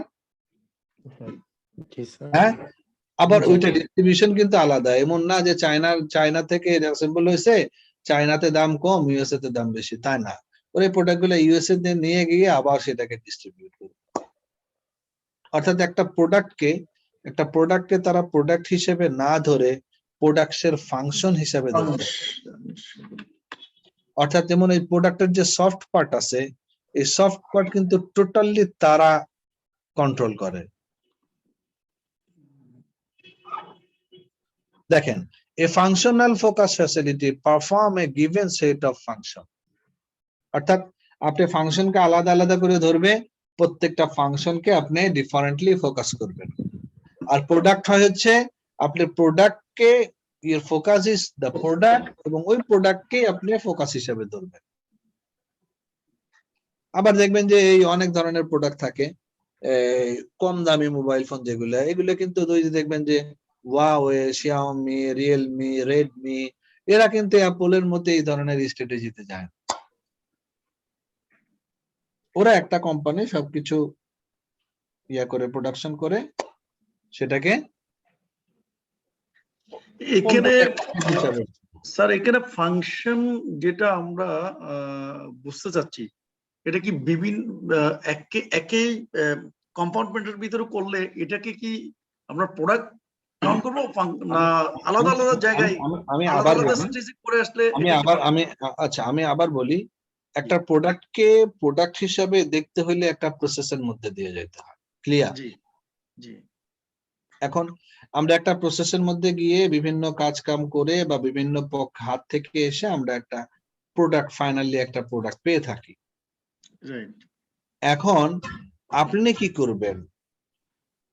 দেখেন লেখা আছে, product focus tends to result in more expertise about a particular type of product at the expense of the functional expertise that comes from a functional methodology। অর্থাৎ এখানে আমি আপনাদেরকে সহজ করে বোঝাই দিই, আপনার ফোকাসটা কি ফাইনাল জাস্ট প্রোডাক্টের উপরে, অথবা আপনার ফোকাসটা প্রোডাক্টে, যেই প্রোডাক্টটা কিন্তু একটা প্রসেসের মধ্যে দিয়ে যায়। আপনি কি প্রত্যেকটা প্রসেসে, যেমন ফেব্রিকেশন, অ্যাসেম্বলি, ডিস্ট্রিবিউশন আমরা বাদ দিলাম যদি প্রোডাক্টের ক্ষেত্রে যায়, অর্থাৎ প্রোডাক্টের প্রত্যেকটা ফাংশনকে আপনি ফোকাস করবেন নাকি হ্যাঁ বেসড অন ইউর স্ট্র্যাটেজি। যেটা বললাম এটা প্রোডাক্টের টাইপের উপরে ডিপেন্ড করে, আপনার স্ট্র্যাটেজির উপরেও ডিপেন্ড করে। টয়োটা কি করে? টয়োটা কিন্তু কিছুই আউটসোর্স করে না। আপনারা যে লিন, আপনাদের যখন লিন 6 সিগমা পড়াচ্ছিলাম, এই লিন সিক্স সিগমা কিন্তু টয়োটার থেকেই আসছে, লিন যে প্রোডাকশনটা। অর্থাৎ আমি যদি একটা সিস্টেমেটিক ওয়েতে না দাঁড়াইতে পারি, আমার সময় বেশি লাগবে, আমার ইনভেন্টরি বেশি লাগবে। টয়োটা দেখবেন যে প্রোডাকশন প্রসেসটা এরকম ভাবে দে আর ক্লোজলি ইন্টারকানেক্টেড, যেখানে সময়, ইনভেন্টরি সবকিছু বেঁচে যাবে। বুঝতে পারছেন স্যার? জি। সুতরাং আলটিমেটলি আবার অ্যাপেলের দেখবেন যে ওরা যেটা করে, একটা ফাংশন, একটা মোবাইলের মধ্যে কিন্তু অনেক ধরনের ফাংশন থাকে। ক্যামেরা একটা পার্ট, ব্যাটারি একটা পার্ট, বডি একটা পার্ট, সফটওয়্যার একটা পার্ট। এখন আপনার যদি আমরা মাদারবোর্ড একটা পার্ট, এখন একটা ডিসপ্লে একটা পার্ট। এখন কথা হচ্ছে যে আমি এই জাস্ট প্রোডাক্ট হিসাবে ধরবো এই প্রোডাক্টটা, অর্থাৎ আমি মোবাইল ফোন তৈরি করতেছি, আমি এই মোবাইল ফোনটা নিজের ভিতর থেকে বিভিন্ন জায়গায় বিভিন্ন এই প্রোডাক্ট হিসেবে মোবাইল ফোনটা তৈরি করব। অন্যভাবে যদি আপনি চিন্তা করেন, আমি মোবাইল ফোন তৈরি করব কিন্তু ক্যামেরাটা জাপানিজ হলে ভালো হয়, অমুক কোম্পানি, ব্যাটারিটা কোরিয়ান কোম্পানির ক্ষেত্রে হইলে ভালো হয়, যেটা আমার কোয়ালিটি ভালো হবে, এফিশিয়েন্ট হবে। ডিসপ্লেটা জাপানিজ কোম্পানির হইলে ভালো হয়। আর অ্যাসেম্বলটা আমি চায়নাতে করি, ওটা অনেক কম দামে ওরা অ্যাসেম্বল করে দিতে পারবে। আপনি কিন্তু ফাংশন ওয়াইজ চিন্তা করতেছেন। আর আপনাকে আবার কেউ কেউ মনে করবে যে আমাদের দেশে ছোট ছোট মোবাইল ফোন আছে না, জি, সিম্ফনি, ওরা কি এই চিন্তা করবে? না, ওরা জাস্ট প্রোডাক্ট, ওরা এত চিন্তা করবে না। দেখবেন যে মোবাইলের মধ্যে খুব ধরতে গেলে কিছুই নাই। ওরা চিন্তা করবে আমি এই সিম্ফনি ফোনটা প্রোডাকশন করব, এটা কত কমে, ইফিশিয়েন্টলি এবং কতটা মানে কম খরচে মোটামুটি ভালো মোবাইল ফোন দেওয়া যায়। Right right right. আর অ্যাপেল কিন্তু প্রত্যেকটা ফাংশন ওয়াইজ চিন্তা করতেছে। ঠিক আছে। সুতরাং এইভাবে আপনার সাপ্লাই চেনেও আপনারা দেখবেন, যেমন আমরা ওই ওয়ালটনে গেলাম, এটা কিন্তু ওরা ফাংশন ওয়াইজ চিন্তা করে। জি স্যার। যে কম্প্রেসরটা কেমন হবে, আপনার বাইরের ডিজাইনটা কেমন হবে। অর্থাৎ আমি যদি এটা আপনাদের উদাহরণ দিয়ে বলতে যাই যে রাত 12টা বেজে যাবে। জি জি, বেসড অন প্রোডাক্ট ক্যাটাগরি। হ্যাঁ, আপনি কি একটা ফাইনাল প্রোডাক্টের উপরে ফোকাস করতেছেন নাকি প্রোডাক্টের বিভিন্ন ফাংশনের উপরে আপনি ফোকাস করতেছেন? স্যার, ইট ইজ আপন ইন্ডিভিজুয়াল জাজমেন্ট। হ্যাঁ, অবশ্যই কোম্পানির স্ট্র্যাটেজি, প্রোডাক্টের টাইপ। যেমন আমাদের নেক্সট যে ইস্যুটা, সেটা আমরা বলবো হচ্ছে লোকেশন। এই ফ্যাসিলিটির জন্য লোকেশনটা কিন্তু অনেক ইম্পর্টেন্ট। অর্থাৎ কোথাও কোথাও আমরা সেন্ট্রালাইজ করি, কোথাও কোথাও আমরা ডিসেন্ট্রালাইজ করি। যেমন আমাদের দেশে দেখবেন যে রড, সিমেন্ট, এদের প্রোডাকশনটা কিন্তু হাইলি হাইলি সেন্ট্রালাইজড। ওই আপনি দেখবেন যে এই নারায়ণগঞ্জে যাবেন নদীর পাড়ে, তারপরে মুন্সিগঞ্জের এদিকে যাবেন নদীর পাড়ে, আর সব ওই কি বলে স্টিল, একেএস, বিএসআরএম, আইএসআরএম সব দেখবেন নারায়ণগঞ্জে। ব্যাপারটা এরকম না স্যার? অর্থাৎ এখানে যেহেতু এটার ভ্যালু টু ওয়েট রেশিওটা অনেক কম, অর্থাৎ ওয়েটের তুলনায় ভ্যালুটা অনেক কম, এই জিনিসগুলো সেন্ট্রালাইজ রাখতে হয়, এরপরে ডিস্ট্রিবিউট করতে হয়। সুতরাং এই জিনিসগুলো আপনার প্রোডাক্টের ক্ষেত্রে এটা কি সেন্ট্রালাইজ হবে না ডিসেন্ট্রালাইজ হবে, cost of facility, proximity to customer, এটা কি আপনার লোকেশনের ব্যাপার আছে কিনা। আমাদের দেশে অনেক সময় দেখবেন যে ইপিজেটে যদি আমরা ফ্যাক্টরি করি, সেখানে অনেক ধরনের সুবিধা পাওয়া যায়, তাই না স্যার? জি, সবকিছু মিলে আপনাকে এই ফ্যাসিলিটির ডিসিশনটা নিতে হবে।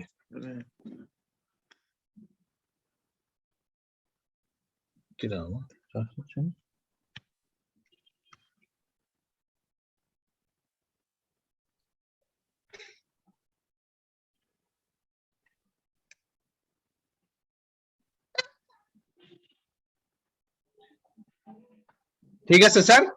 জি, ফ্যাসিলিটি রিলেটেড অনেক ম্যাট্রিক্স আছে, অর্থাৎ অনেক ধরনের অনেক ওয়ার্ড ইউজ হয়।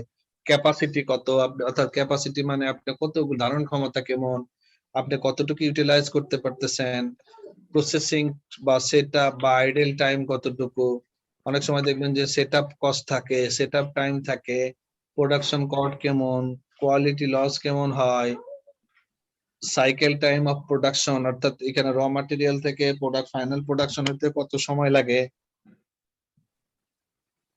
অ্যাকচুয়াল এভারেজ ফ্লো মানে কি পরিমাণ ফ্লো হয়, মানে এই ধরনের অনেক ওয়ার্ড এখানে স্পেসিফিক ওয়ার্ড ইউজ হয়। এই ওয়ার্ড গুলোর ভিতরে আমাদের যাওয়া খুব বেশি প্রয়োজন নাই। আপনাদের যদি কারো কৌতূহল থাকে বই থেকে জেনে নিবেন, আমি জাস্ট স্ট্র্যাটেজিক পার্টটা বলে দিই। আর এই যে এখানে লেখা আছে যেটা আমরা অলরেডি বলে ফেলছি, cost of number, location, capacity, type of facility and the level of responsiveness. আপনি কি চান? আপনি যদি কস্ট ইফেক্টিভ হতে চান নাকি হাইলি রেসপন্সিভ হতে চান? Increasing the number of facility increases the facility and inventory cost but decreases the transportation cost and reduces response time. অনেক সময় যদি আপনি নাম্বার অফ ফ্যাসিলিটি ইনক্রিজ করেন এবং ইনভেন্টরি কস্ট ইনক্রিজ করবে, ট্রান্সপোর্টেশন কস্ট ডিক্রিজ করবে, আবার হাইলি রেসপন্সিভ হতে পারবেন। ওই সব এতক্ষণ আমি যেটা বললাম যে এখানে একটা গিভ এন্ড টেক অথবা ট্রেড অফ থাকে। যেমন দেখবেন যে এই যেটা বললাম যে সিমেন্ট বা ওই রড এর এটা কিন্তু এদের প্রোডাকশন গুলা কিন্তু হাইলি সেন্ট্রালাইজ। প্রথম শর্ত হচ্ছে এগুলো সব নদীর পাড়ে, খেয়াল করছেন? ম্যাক্সিমাম। কারণ কি? কারণ কি এই যে এগুলা হচ্ছে পাথরগুলা নদী পথে হয়ে তারপরে আনতে হয়। বুঝতে পারছেন স্যার? অনেক ধরনের ইস্যু থাকে। এখন আসেন এই যে যেটা বলতেছি, রেসপন্সিভনেস এবং এফিসিয়েন্সির মধ্যে আমাদের ওভারঅল ট্রেড আপ করতে হয়। আসলে আপনি কোনটা করতে চান? অনেক বেশি ফ্যাসিলিটি বিল্ড আপ করে হাইলি রেসপন্সিভ হবেন কিন্তু কস্ট বেড়ে যাবে, আবার ফ্যাসিলিটিটা সেন্ট্রালাইজ করবেন, কস্ট কমবে কিন্তু হাইলি রেসপন্সিভ হইতে পারবেন না। এই ইস্যুগুলা সবসময় আমাদেরকে এই সিদ্ধান্তটা নিতে হবে। সেকেন্ড, ইনভেন্টরি সম্পর্কে খুব বেশি বলার দরকার নাই। ইনভেন্টরি কেন রাখি? সাপ্লাই এবং ডিমান্ডের মধ্যে অনেক সময় আমাদের আনসার্টেনিটি থাকে, এই জন্য আমি ইনভেন্টরি রাখি, এবং ইনভেন্টরি রাখি হচ্ছে ডিমান্ড স্যাটিসফাই করার জন্য। ঠিক আছে স্যার? আমি যদি অনেক বেশি ইনভেন্টরি রাখি, বাফার রাখি, তাহলে যেটা হবে আমি চাওয়ার সাথে সাথে দিয়ে দিতে পারবো। আমি যদি কম ইনভেন্টরি রাখি, এখানে আমার রেসপন্সিভনেস কমে যাবে। আবার সময় আমরা অ্যাকাউন্টিং এ পড়ছি, এটাও চিন্তা করতে হয় যে কত পার্সেন্ট কাস্টমারকে আমরা সঙ্গে সঙ্গে দিতে পারবো, কত পার্সেন্ট কাস্টমারকে দিতে পারবো না। অর্থাৎ আপনি যদি মনে করেন যারা আসে সবাইকেই আমি এই প্রোডাক্টটা চাওয়ার সাথে সাথে দিয়ে দিব, সেক্ষেত্রে আপনার এক ধরনের স্ট্র্যাটেজি। আবার যদি মনে করেন যে না আমার দরকার নাই, 10 জন আসলো 8 জনকে দিতে পারলাম, 2 জনকে দিতে পারলাম না, কোনো সমস্যা নাই। বুঝতে পারছেন স্যার? জি। ইনভেন্টরির ক্ষেত্রে, কারণ ইনভেন্টরি কিন্তু অনেক সময় আমরা মনে করি না, but it's a huge cost. এটা একটা ফর্মুলা, আমরা এদিকের মধ্যে যাবো না। রোলটা কম্পিটিটিভ অ্যাডভান্টেজ দেখলাম, form, location, quantity of inventory, এটা অনেক সময় ইম্পর্টেন্ট।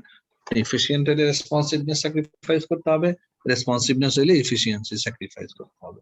আর এখানে অনেক ধরনের ওই ওয়ার্ড দেওয়া আছে। ইনভেন্টরি নামে আমাদের আলাদা একটা চ্যাপ্টারই থাকবে, বুঝে আসে স্যার? জি। এখানে প্রত্যেকটার জন্য transportation, inventory, facility, sourcing, pricing, information, প্রত্যেকটার জন্য একটা অথবা দুটো করে আমাদের চ্যাপ্টার আছে। এই জন্য আমরা এর মধ্যে যাব না। আমরা মেইন যে আমাদের ফোকাসটা ছিল স্ট্র্যাটেজিক পয়েন্ট গুলো আমরা ডিসকাস করলাম। সোর্সিং এর জন্য চ্যাপ্টার আছে, ইনফরমেশন ডেটা অ্যানালিসিস এর চ্যাপ্টার আছে, আমাদের প্রাইসিং এর চ্যাপ্টার আছে, ট্রান্সপোর্টেশন এর চ্যাপ্টার আছে, ইনভেন্টরি চ্যাপ্টার আছে। এখানে অনেক সময় সাইকেল ইনভেন্টরি, সেফটি ইনভেন্টরি, অনেক seasonal inventory, level of product availability, এটা অনেক টার্মগুলো আছে। এই টার্মগুলো আপাতত আমরা এখন বাদ রাখি, ঠিক আছে স্যার? জি। আবার ইনভেন্টরি রিলেটেড কিছু ম্যাট্রিক্সও থাকে, এগুলো আমাদের জানার দরকার নাই। এই ম্যাট্রিক্স গুলো হাইলি কোয়ান্টিটেটিভ, যারা কোয়ান্টিটেটিভ হিসাব করেন এগুলো আমাদের জানার দরকার আছে। এটা হচ্ছে আমরা কস্ট অ্যাকাউন্টিং এ পড়ে থাকি। এগুলো আমরা ওই ইনভেন্টরি চ্যাপ্টারে যতটুকু দরকার হয় আমরা ততটুকু পড়বো, ঠিক আছে স্যার?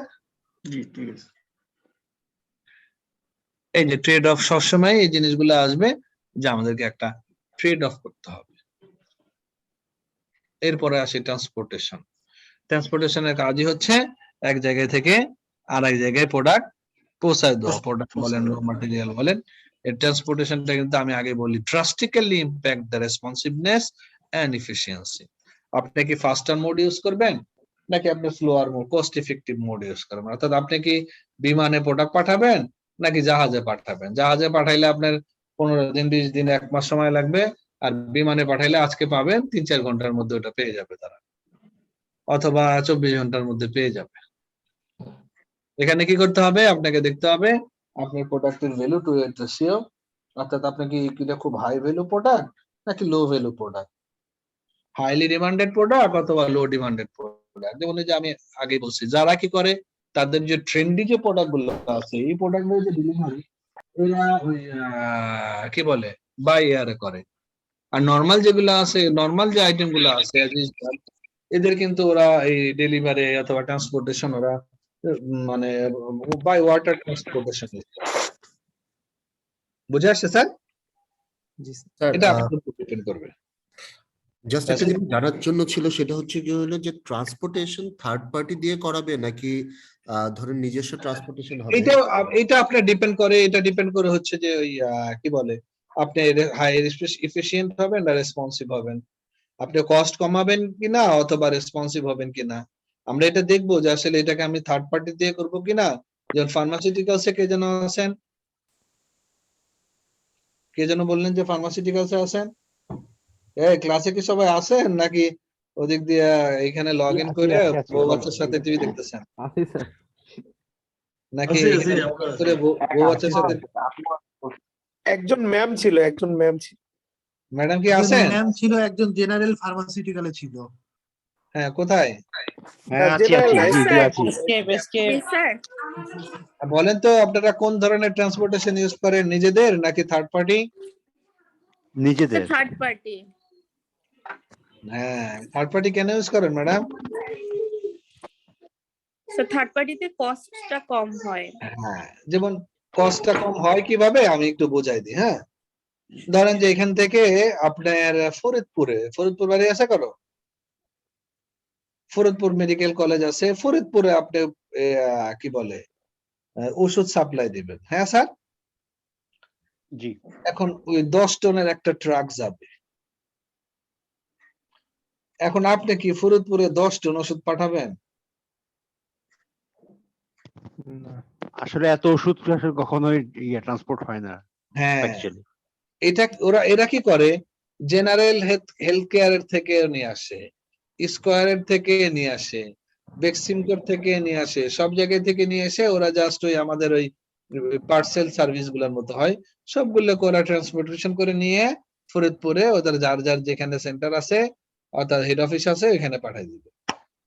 ওইখান থেকে ওরা নিজেদের মতো করে ডিস্ট্রিবিউট করে। বুঝতে পারছেন স্যার? সবাই যদি তাদের পার্সোনাল ট্রান্সপোর্টেশন ইউজ করে কস্টটা অনেক বেশি হয়ে যাবে। অর্থাৎ সামান্য কিছু মেডিসিনের জন্য বড় একটা ট্রাক অথবা কি বলে ছোট্ট যে গাড়িগুলো এগুলোকে কি বলে জানো? কাভার্ড ভ্যান ইউজ করে নিয়ে এত টাকা খরচ করার দরকার নেই। বুঝতে পারছেন স্যার? থার্ড পার্টি ট্রান্সপোর্টেশন ব্যবহার করলে মনে হয় রিস্কটাও মিনিমাইজ হয়। অনেক কিছু আছে, রিস্কটা মিনিমাইজ হবে, আপনার কস্ট অনেক কম হবে, স্যার ফিক্সড অ্যাসেট ইনভেস্টমেন্ট কম হবে। হ্যাঁ, অনেকগুলো আছে। আপনার ওই এই 64টা ডিলার জন্য 64টা ভ্যান কাভার্ড ভ্যান কেনার দরকার নাই, কোনো কিছু দরকার নাই আপনার। সেগুলা মেইনটেনেন্স করারও দরকার নাই, সেগুলোর জন্য ড্রাইভার রাখারও দরকার নাই। বুঝতে পারছেন কত কি পরিমাণ কস্ট? স্যার অপারেটিং কস্ট কমতেছে। আবার অপারেটিং কস্টের ব্যাপার আছে গাড়িগুলারে। কিন্তু ব্যাংক গুলা যেগুলো আছে বুথের, ধরেন ব্যাংকের এটিএম গুলোতে যখন টাকা পাঠায় তারা যেরকম ট্রান্সপোর্টেশনটা থার্ড পার্টি ইউজ করে, আবার হচ্ছে গেল থার্ড পার্টি যদি ইউজ করে কারণ ওদের ইন্স্যুরেন্স আছে। বাট এমনি নর্মাল আমরা যখন প্রোডাক্ট ট্রান্সপোর্টেশন করি ইন্স্যুরেন্সটা কিন্তু আসলে ওইভাবে করে কভার হয় না। এই যে value to weight ratio sir, আপনারা কি 1 কেজি টাকা নেন? 1 কেজি টাকা আনলে কি পরিমাণ টাকা বলেন তো? এটা ভ্যালু টু ওয়েট রেশিও। ওয়েটের তুলনায় ভ্যালু অনেক বেশি। আপনি এক ট্রাঙ্ক টাকা আনবেন, কত টাকা হিসাব আছে? জি, এক ট্রাঙ্ক টাকা আজকে যদি নিয়ে যায় তাহলে অবস্থা কি হবে বলেন তো? এই রিস্ক কে নেবে? সেই জন্য তো এরা ইন্স্যুরেন্স করে, বাবা তোমরা নিয়ে যাও, যদি হারায় যায় এটা তোমরা দিবা, আমরা জানি। বুঝতে পারছেন স্যার? লোকাল ইনল্যান্ড ইন্স্যুরেন্স কিন্তু রেট অনেক বেশি নরমাল ইন্স্যুরেন্স কোম্পানিগুলো। রেট অনেক বেশি থাকলেও রিস্ক তো অনেক বেশি। হ্যাঁ, লোকাল আপনি রিস্ক মনে অনেক করেন বেশি। আপনি মনে করেন যে সরকারি জিনিস পারলে তো মানুষ একেবারে নিজের মনে করে নিয়ে নেয়, সেখানে যদি সরকারি টাকা এক ব্যাংক থেকে আরেক ব্যাংকে পাঠান তাহলে কি হবে? যেমন সেদিন একজন হিসাব বলতেছিল কত লক্ষ কোটি টাকা আমরা বিদেশে পাচার করে ফেলছি অলরেডি, যে টাকা দিয়ে বাংলাদেশের 3 বছরের বাজেট হয়। ওই টাকারও যদি এই অবস্থা, আর আপনি যদি ট্রাঙ্কে ভরে টাকা নিয়ে যান তাহলে কি অবস্থা হবে? অর্থাৎ আপনি এই হেড অফিসের দুই দারোয়ানরে দিয়ে ঢাকা ইউনিভার্সিটি ক্যাম্পাসে পাঠাবেন, দারোয়ান টুক করে নিয়ে ওরা চলে যাবে, ওরা উদা হয়ে গেছে। স্যার আমাদেরকে এটা ফেস করতে হয়, লাইক একদম ধরেন ঈদের বন্ধ হচ্ছে, লাস্ট কালেকশনটা যখন আমরা বিভিন্ন রিমোট এরিয়া থেকে ট্রান্সফার করি ঢাকাতে, অনেকখানেই মানে ইমিডিয়েট ডিপোজিট করার সুযোগ থাকে, প্রায় 8-10-20 কোটি টাকা এরকম আমাদেরকে রাতে বেলা দেখা যাচ্ছে যে নিজস্ব ডেলিভারি ভ্যানে করে আমাদের রিমোট এরিয়া থেকে সেন্ট্রাল জোনে আনতে হয়। তো আমরা মাঝে মধ্যে এরকম রিস্কে থাকি আর কি, একদম বড় ছুটি ভেরি হাই রিস্ক। আমার এক বন্ধুর বাবা এভাবে টাকা ইয়ে করতে গিয়ে বেচারার জানো প্রায় অর্ধেক চলে গেছে, জেলও খাটতে হয়েছে, পরবর্তীতে বোঝা গেছে না টাকাটা সে নেয় নাই। এই জন্য আমরা করি, অর্থাৎ ভ্যালু টু ওয়েট রেশিওটা ব্যাপার ট্রান্সপোর্টেশনের ক্ষেত্রে। এখন আসি, এই কথা সব বলে ফেলছি, এখন আসি হচ্ছে আমরা এই ট্রান্সপোর্টেশন ইনফরমেশন গুলোকে এখন আসে ডেটার যুগ। বিজনেসের ক্ষেত্রে ডেটাটা কিন্তু এখন সবচেয়ে বেশি ইম্পর্টেন্ট। বুঝতে আসছে স্যার? অর্থাৎ আপনার বিগ ডেটায় যদি আপনার এই যে ফর এক্সাম্পল ওয়ালমার্টের যে কোনো একটা, অথবা আমরা যদি বলি যে কি বলে স্বপ্ন বা মিনা বাজারে, ওদের কাছে সব ডেটা এন্ট্রি থাকে না স্যার? ওরা কিন্তু সহজেই সেখান থেকে আইডেন্টিফাই করতে পারে কোন প্রোডাক্ট গুলার এই ব্রাঞ্চে কোন প্রোডাক্ট গুলার ডিমান্ড বেশি, কোন প্রোডাক্ট গুলা বেশি বিক্রি হয়, কোন প্রোডাক্ট গুলা সেফটি স্টক আউট হয়ে যায়। সেক্ষেত্রে কিন্তু আপনি আরো ভালো স্ট্র্যাটেজি নিতে পারেন, তাই তো? কিন্তু সবসময়, আমার কথা বুঝে আসছে স্যার? জি স্যার। কিন্তু সবসময় একটা জিনিস খেয়াল রাখবেন, how much information is efficient for you. অর্থাৎ কোন ইনফরমেশন গুলা রাখবেন, কতটুকু ইনফরমেশন রাখবেন। খুব বেশি ইনফরমেশন রাখলে কিন্তু দেখবেন যে ওইটা মানুষ অ্যানালাইসিস করতে পারে না, আবল তাবল করে ভাবে। আমার কথা বুঝে আসছে স্যার? সবাই কিন্তু খেয়াল রাখবেন যে ইনফরমেশনটা আমার কতটুকু দরকার সেটা জানাও কিন্তু ভেরি ইম্পর্টেন্ট একটা ইস্যু। স্যার ইনফরমেশন বেশি হলে স্যার হিউম্যান ব্রেনও প্রসেস করতে পারে না স্যার, পিসিও। হ্যাঁ, মানে আমরা যেটা বলি যে আপনারা যদি রিগ্রেশনে বেশি কি বলে ভেরিয়েবল নিয়ে ফেলেন তাহলে খুব ভালো রেজাল্ট দেয় না, কনফিউজিং রেজাল্ট পাবে, সেক্ষেত্রে কোনো ডিসিশন নিতে পারবেন না।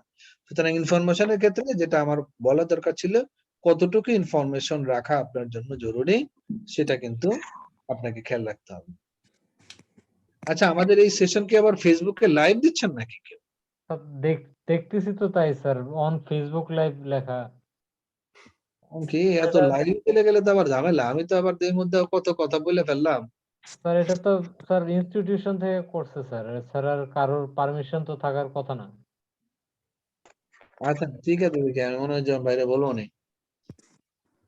আচ্ছা যাই হোক, এমনি আমি দুষ্টুমি করলাম, আমি এত কিছু বলি না, যতটুকু বলার প্রয়োজন হয়। না স্যার আপনি কিছু বলেন না স্যার।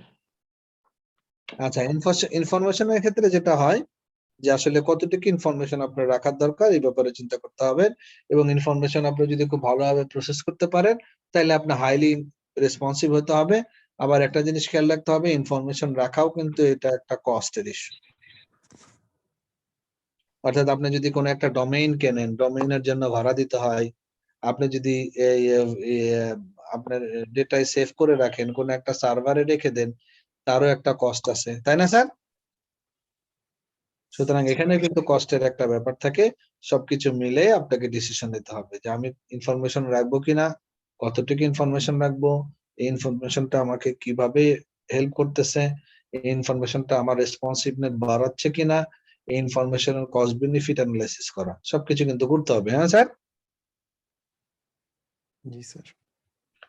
এই আপনারা ফার্স্ট ইয়ারে ফার্স্ট চ্যাপ্টারে পড়ছেন পুশ ভার্সেস পুল।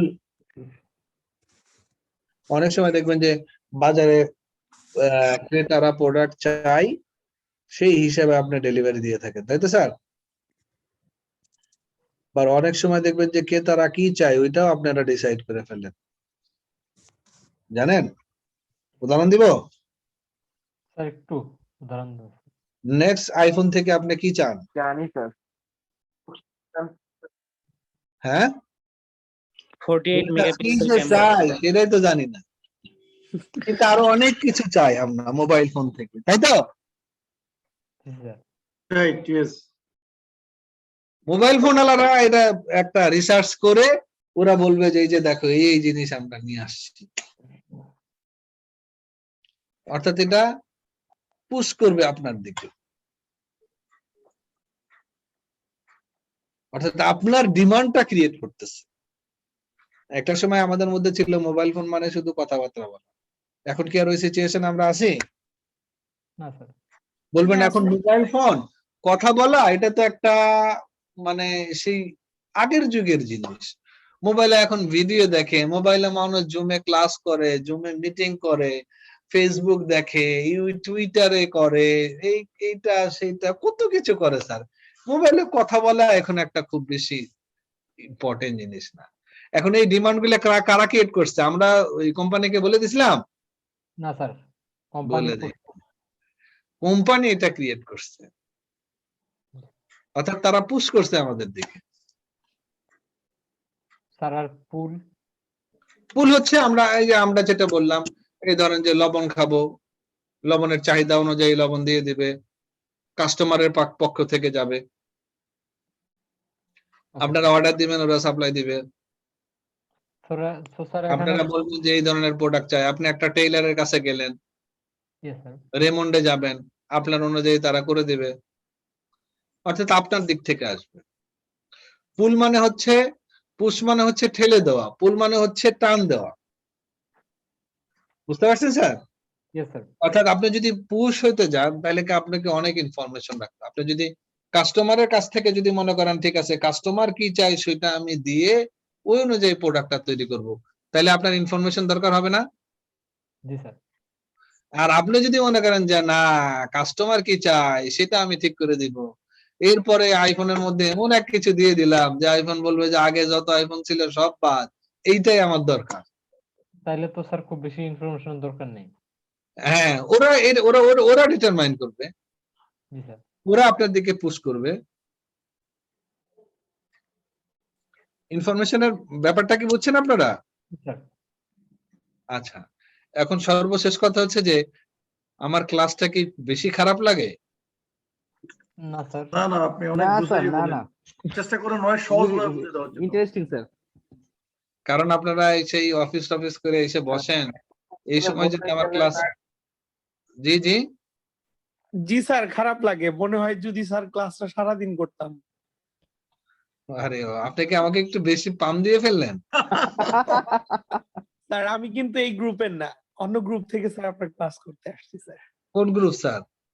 ইভেন আমি চিন্তা করছি যতদিন আছি আপনার ক্লাস। এনএসআই, আপনি কি এনএসআই তে আছেন নাকি আবার? না স্যার।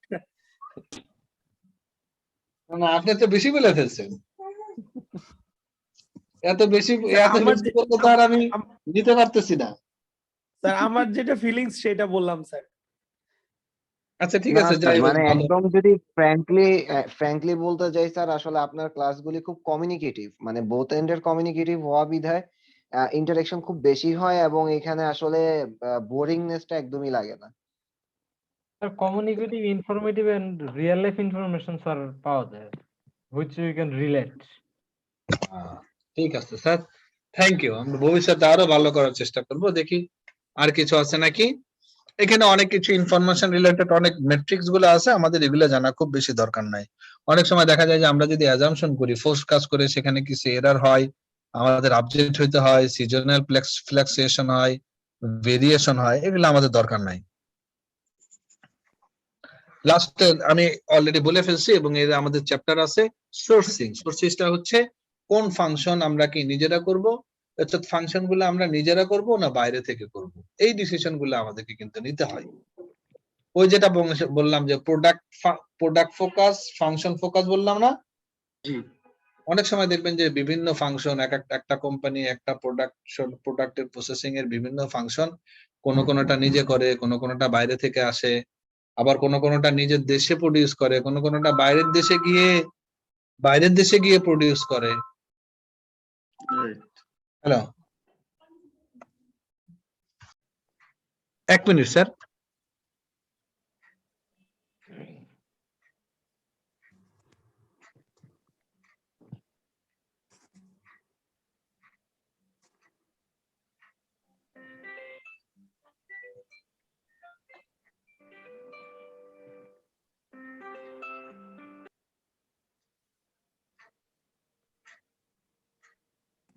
সোর্সিং এর উপরে বোধহয় চ্যাপ্টার নাম্বার 17 আমরা পড়বো। আসলে যেটা বললাম, একটা কোম্পানি যদি ফাংশন বেস চিন্তা করে, কোন ফাংশন সে নিজে করবে, কোন ফাংশন সে আউটসোর্স করবে, কোন ফাংশন সে অফশোর করবে, এই জিনিসগুলোর ব্যাপারগুলো আমাদের কাছে থাকে। অর্থাৎ এখানে কি সে ডিপেন্ড করে হচ্ছে কস্ট এবং প্রোডাক্ট বেস। হ্যাঁ, দেখবেন যে অন্য কোম্পানি যেমন টয়োটা বা বিভিন্ন ধরনের বড় বড়, আমি চায়নাতে দেখছি যে বড় বড় ওয়ার্ল্ডের যত বড় থেকে ছোট যত গাড়ি কোম্পানি গুলো আছে, সমস্ত গাড়ি কোম্পানির ম্যানুফ্যাকচারিং ফ্যাসিলিটি চায়নাতে আছে। আবার দেখবেন যে ইন্ডিয়াতে যে গাড়িগুলা চলে, এগুলা ওই বিদেশি গাড়ি খুব কম, ওদের লোকাল গাড়িগুলা ওরা খুব বেশি কেনে। বুঝতে পারছেন? আবার দেখবেন যে টয়োটা এদের কিন্তু প্রোডাকশন ফ্যাসিলিটি আমেরিকাতে আছে, ইউরোপে আছে। কেন? জাপানিজ কোম্পানি, ওদের প্রোডাকশন ফ্যাসিলিটি জাপানে থাকবে, বিভিন্ন দেশে কেন? ইউনিলিভার ইউকের কোম্পানি, তাই তো স্যার? জি। তো বাংলাদেশ ইউনিলিভার দিয়ে ওরা ওই কোম্পানি বাংলাদেশ থেকেই প্রোডাকশন করে বাংলাদেশে সেল করতেছে কেন? এটার অনেক আনসার আমরা খুঁজে পাওয়ার চেষ্টা করব 17 নম্বর চ্যাপ্টারে। ঠিক আছে স্যার? জি। সহজ কথা হলে এখানে আমাদের একটা ডিসিশন নিতে হয় যে কোন কাজগুলো আমরা করব, কোন কাজগুলো অন্যদেরকে দিয়ে করাবো। যেমন আপনাদেরকে বলছি কিনা, গার্মেন্টস যারা আছেন, একটা শার্ট তৈরি করতে কাপড় লাগে না স্যার? জি। সেলাই করার জন্য সুতা লাগে, জি, রাইট। বোতাম লাগে, কলারের কাপড় আলাদা লাগে, রাইট। হাতার কাপড় আলাদা লাগে। ঠিক আছে স্যার? আবার একটা প্যান্ট তৈরি করতে জিপার লাগে, সেলাই করার জন্য সুতা লাগে, জি, ইলাস্টিক লাগে। হ্যাঁ ইলাস্টিক। এরপরে লিখবে যে জিপারটা আছে। এখন এটা কি আমরা নিজেরা করব না বাইরে থেকে নিয়ে আসবো? এগুলো দেখবেন যে সবাই আউটসোর্স করে। মানে আউটসোর্সিং এর ক্ষেত্রে দেখবেন যে আমাদের দেশে হিউজ বড় একটা ইন্ডাস্ট্রি ডেভেলপ করে ফেলছে। গার্মেন্টসে কে আছেন জানো? জি, আমি গার্মেন্টসে আছি। কথা ঠিক আছে তো? জি জি জি, কারেক্ট। এখানে দেখবেন যে বড় একটা ইন্ডাস্ট্রি ডেভেলপ করছে। কারণ আপনি চিন্তা করবেন এখানে একটা শার্টে 5টা বোতাম থাকবে, 5টা বোতামের দাম হচ্ছে 5 দুগুণে 10 টাকা বা 4 5 20 টাকা। এগুলো নিয়ে আমার ফোকাস করার দরকার নাই। আমি আরেকজনকে বলবো ওইখান থেকে কিনে আমার দিয়ে দিবে, অথবা আরেক কোম্পানি ওর প্রোডাকশন করে আমার মতো আরো 20 জন তার কাছে অর্ডার দিবে, সে প্রোডাকশন করে দিয়ে দিবে। এই ঝামেলা আমার করার দরকার নাই। আবার বড় বড় কোম্পানি তারা চিন্তা করে যারা আমেরিকাতে যদি এটা করতে যায় অনেক কস্ট, চায়নাতে যায়। জাপানি যত ধরনের ইলেকট্রনিক প্রোডাক্ট আছে সব কিন্তু মেড ইন চায়না, জানেন? কোম্পানি জাপানিজ, কিন্তু ওরা চায়নাতে ফ্যাসিলিটি এস্টাবলিশ করে চায়নাতে তৈরি করতেছে। কেন? সেখানে ওরা লো কস্টে হাই কোয়ালিটির প্রোডাক্ট তৈরি করতে পারে। আবার দেখবেন যে আপনারা বোতলে পানি খান অথবা আপনার 7 আপ খান, পেপসি খান, ওই কোম্পানিগুলা কিন্তু দেখবেন যে ট্রান্সকম কিন্তু ওই বোতল তৈরি করে না, ট্রান্সকম সিরাপ তৈরি করে, বোতল আরেকজনটা বলে তুমি আমার বানাই দাও। এই ইস্যুগুলো থাকে, বুঝছো? সরি, বুঝছেন স্যার? জি স্যার। এখানে আমাদেরকে এই ইফিসিয়েন্সি, রেসপন্সিভনেস, অর্থাৎ সবকিছু যদি আমার নিজের হাতে থাকে তখন আপনি যখন যা চান বানাই দিতে পারেন।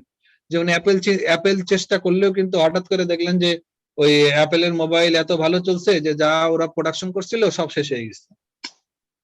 এখন কিন্তু ওরা চেষ্টা করলেও ওরা 1-2 দিনের মধ্যে আবার প্রোডাক্ট বাজারে ছাড়তে পারবে না। কেন ছাড়তে পারবে না? ওই যে ওরা যে বিভিন্ন জনের কাছ থেকে বিভিন্ন পার্টস পাতি কিনে চায়নাতে গিয়ে অ্যাসেম্বল করে সেটা আবার ইউএসএ তে নিয়ে আসে, ওইখান থেকে ডিস্ট্রিবিউট করে, maybe it will take 30 days. ব্যাপারটা ক্লিয়ার স্যার? জি ক্লিয়ার। বাট এটা কি করবে যদি অ্যাপেল সবকিছু নিজেরা করতে যায়, cost will be very very high and it will be out of reach of most of the customers and they will lose their market share. ঠিক আছে স্যার? ইউএসএ তো চিপ লেবার। হ্যাঁ জি জি জি। লাস্ট টাকা আমি বলছি প্রাইসিংটা আমাদের আমি ইকোনমিক্সে পড়াই একটা ইন্ডাস্ট্রিয়াল অর্গানাইজেশনে, মার্কেটের উপর ডিপেন্ড করে, প্রোডাক্টের ডিমান্ডের উপর ডিপেন্ড করে, প্রোডাক্টের টাইপের উপর ডিপেন্ড করে, প্রোডাক্টের কোন প্রোডাক্ট যদি যে প্রোডাক্টগুলো হাইলি রেসপন্সিভ হয় এর জন্য কিন্তু মানুষ বেশি টাকা দিতে তৈরি। যেমন এখন শীত কিন্তু পড়ে নাই, পড়ছে নাকি? আমার কাছে তো ঠান্ডা মনে হয় না, আমি তো ঘরের মধ্যে হঠাৎ করে যখন এই কম্বল কিনতে যাবেন দেখবেন যে সহজে কম্বল আলারা বিক্রি করবে না, ওরা ভাববে শীত সামনে পড়বে। যখন শীত চলে যাবে দেখবেন যে তখন 5,000 টাকা কম্বল 3,000 টাকায় বিক্রি করে দিবে, দেখছেন নাকি? জি জি এখন ফ্রিজের দাম কম, এসির দাম কম। হ্যাঁ হ্যাঁ হ্যাঁ। সুতরাং এই ইস্যুগুলো থাকে, কিন্তু আবার দেখবেন যে গরমের সময় এসির দাম বেড়ে গেছে, ফ্রিজের দাম বেড়ে গেছে। অর্থাৎ এই ধরনের প্রোডাক্ট থাকে। হ্যাঁ হ্যাঁ ডিমান্ড সাপ্লাই মেকানিজমটা আর কি কাজ করে। জি জি। আবার দেখবেন যে প্রোডাক্টের লাইফ সাইকেল অনুযায়ী কোন একটা নতুন মোবাইল বাজারে আসলে অনেক দাম থাকে, আস্তে আস্তে আস্তে আস্তে নতুন ভার্সন চলে আসলে তার প্রাইস একদম ফল করে, ডিমান্ডও ফল করে, প্রাইসও ফল করে। দেখছেন স্যার?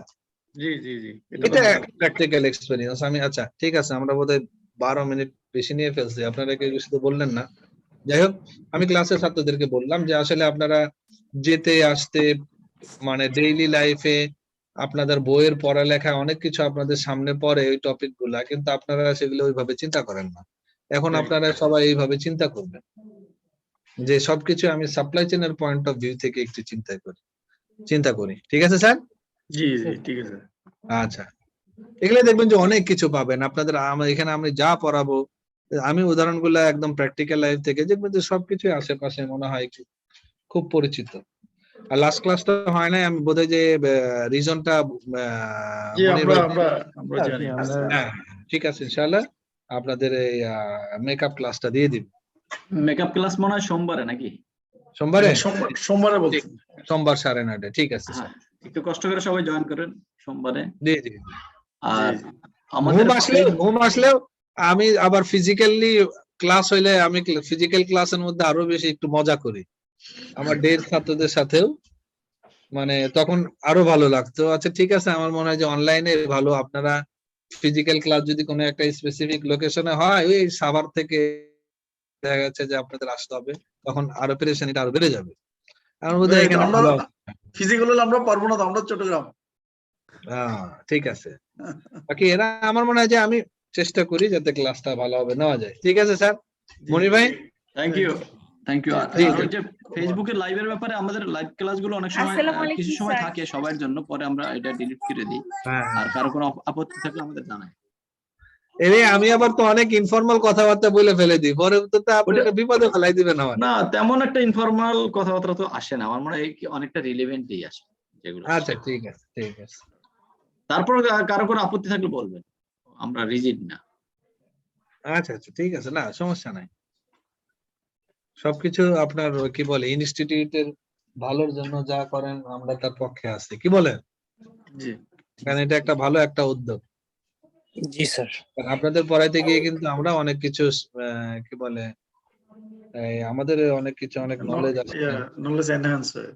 হ্যাঁ, আপনারাও দেখা যাচ্ছে যে অনেক জিনিস আমাদের চেয়ে ভালো জানেন, এগুলো আমরা শেয়ার করতে পারি। ঠিক আছে স্যার, শেষ করে দিই। Okay, thank you. জি স্যার, জি স্যার, গুড নাইট।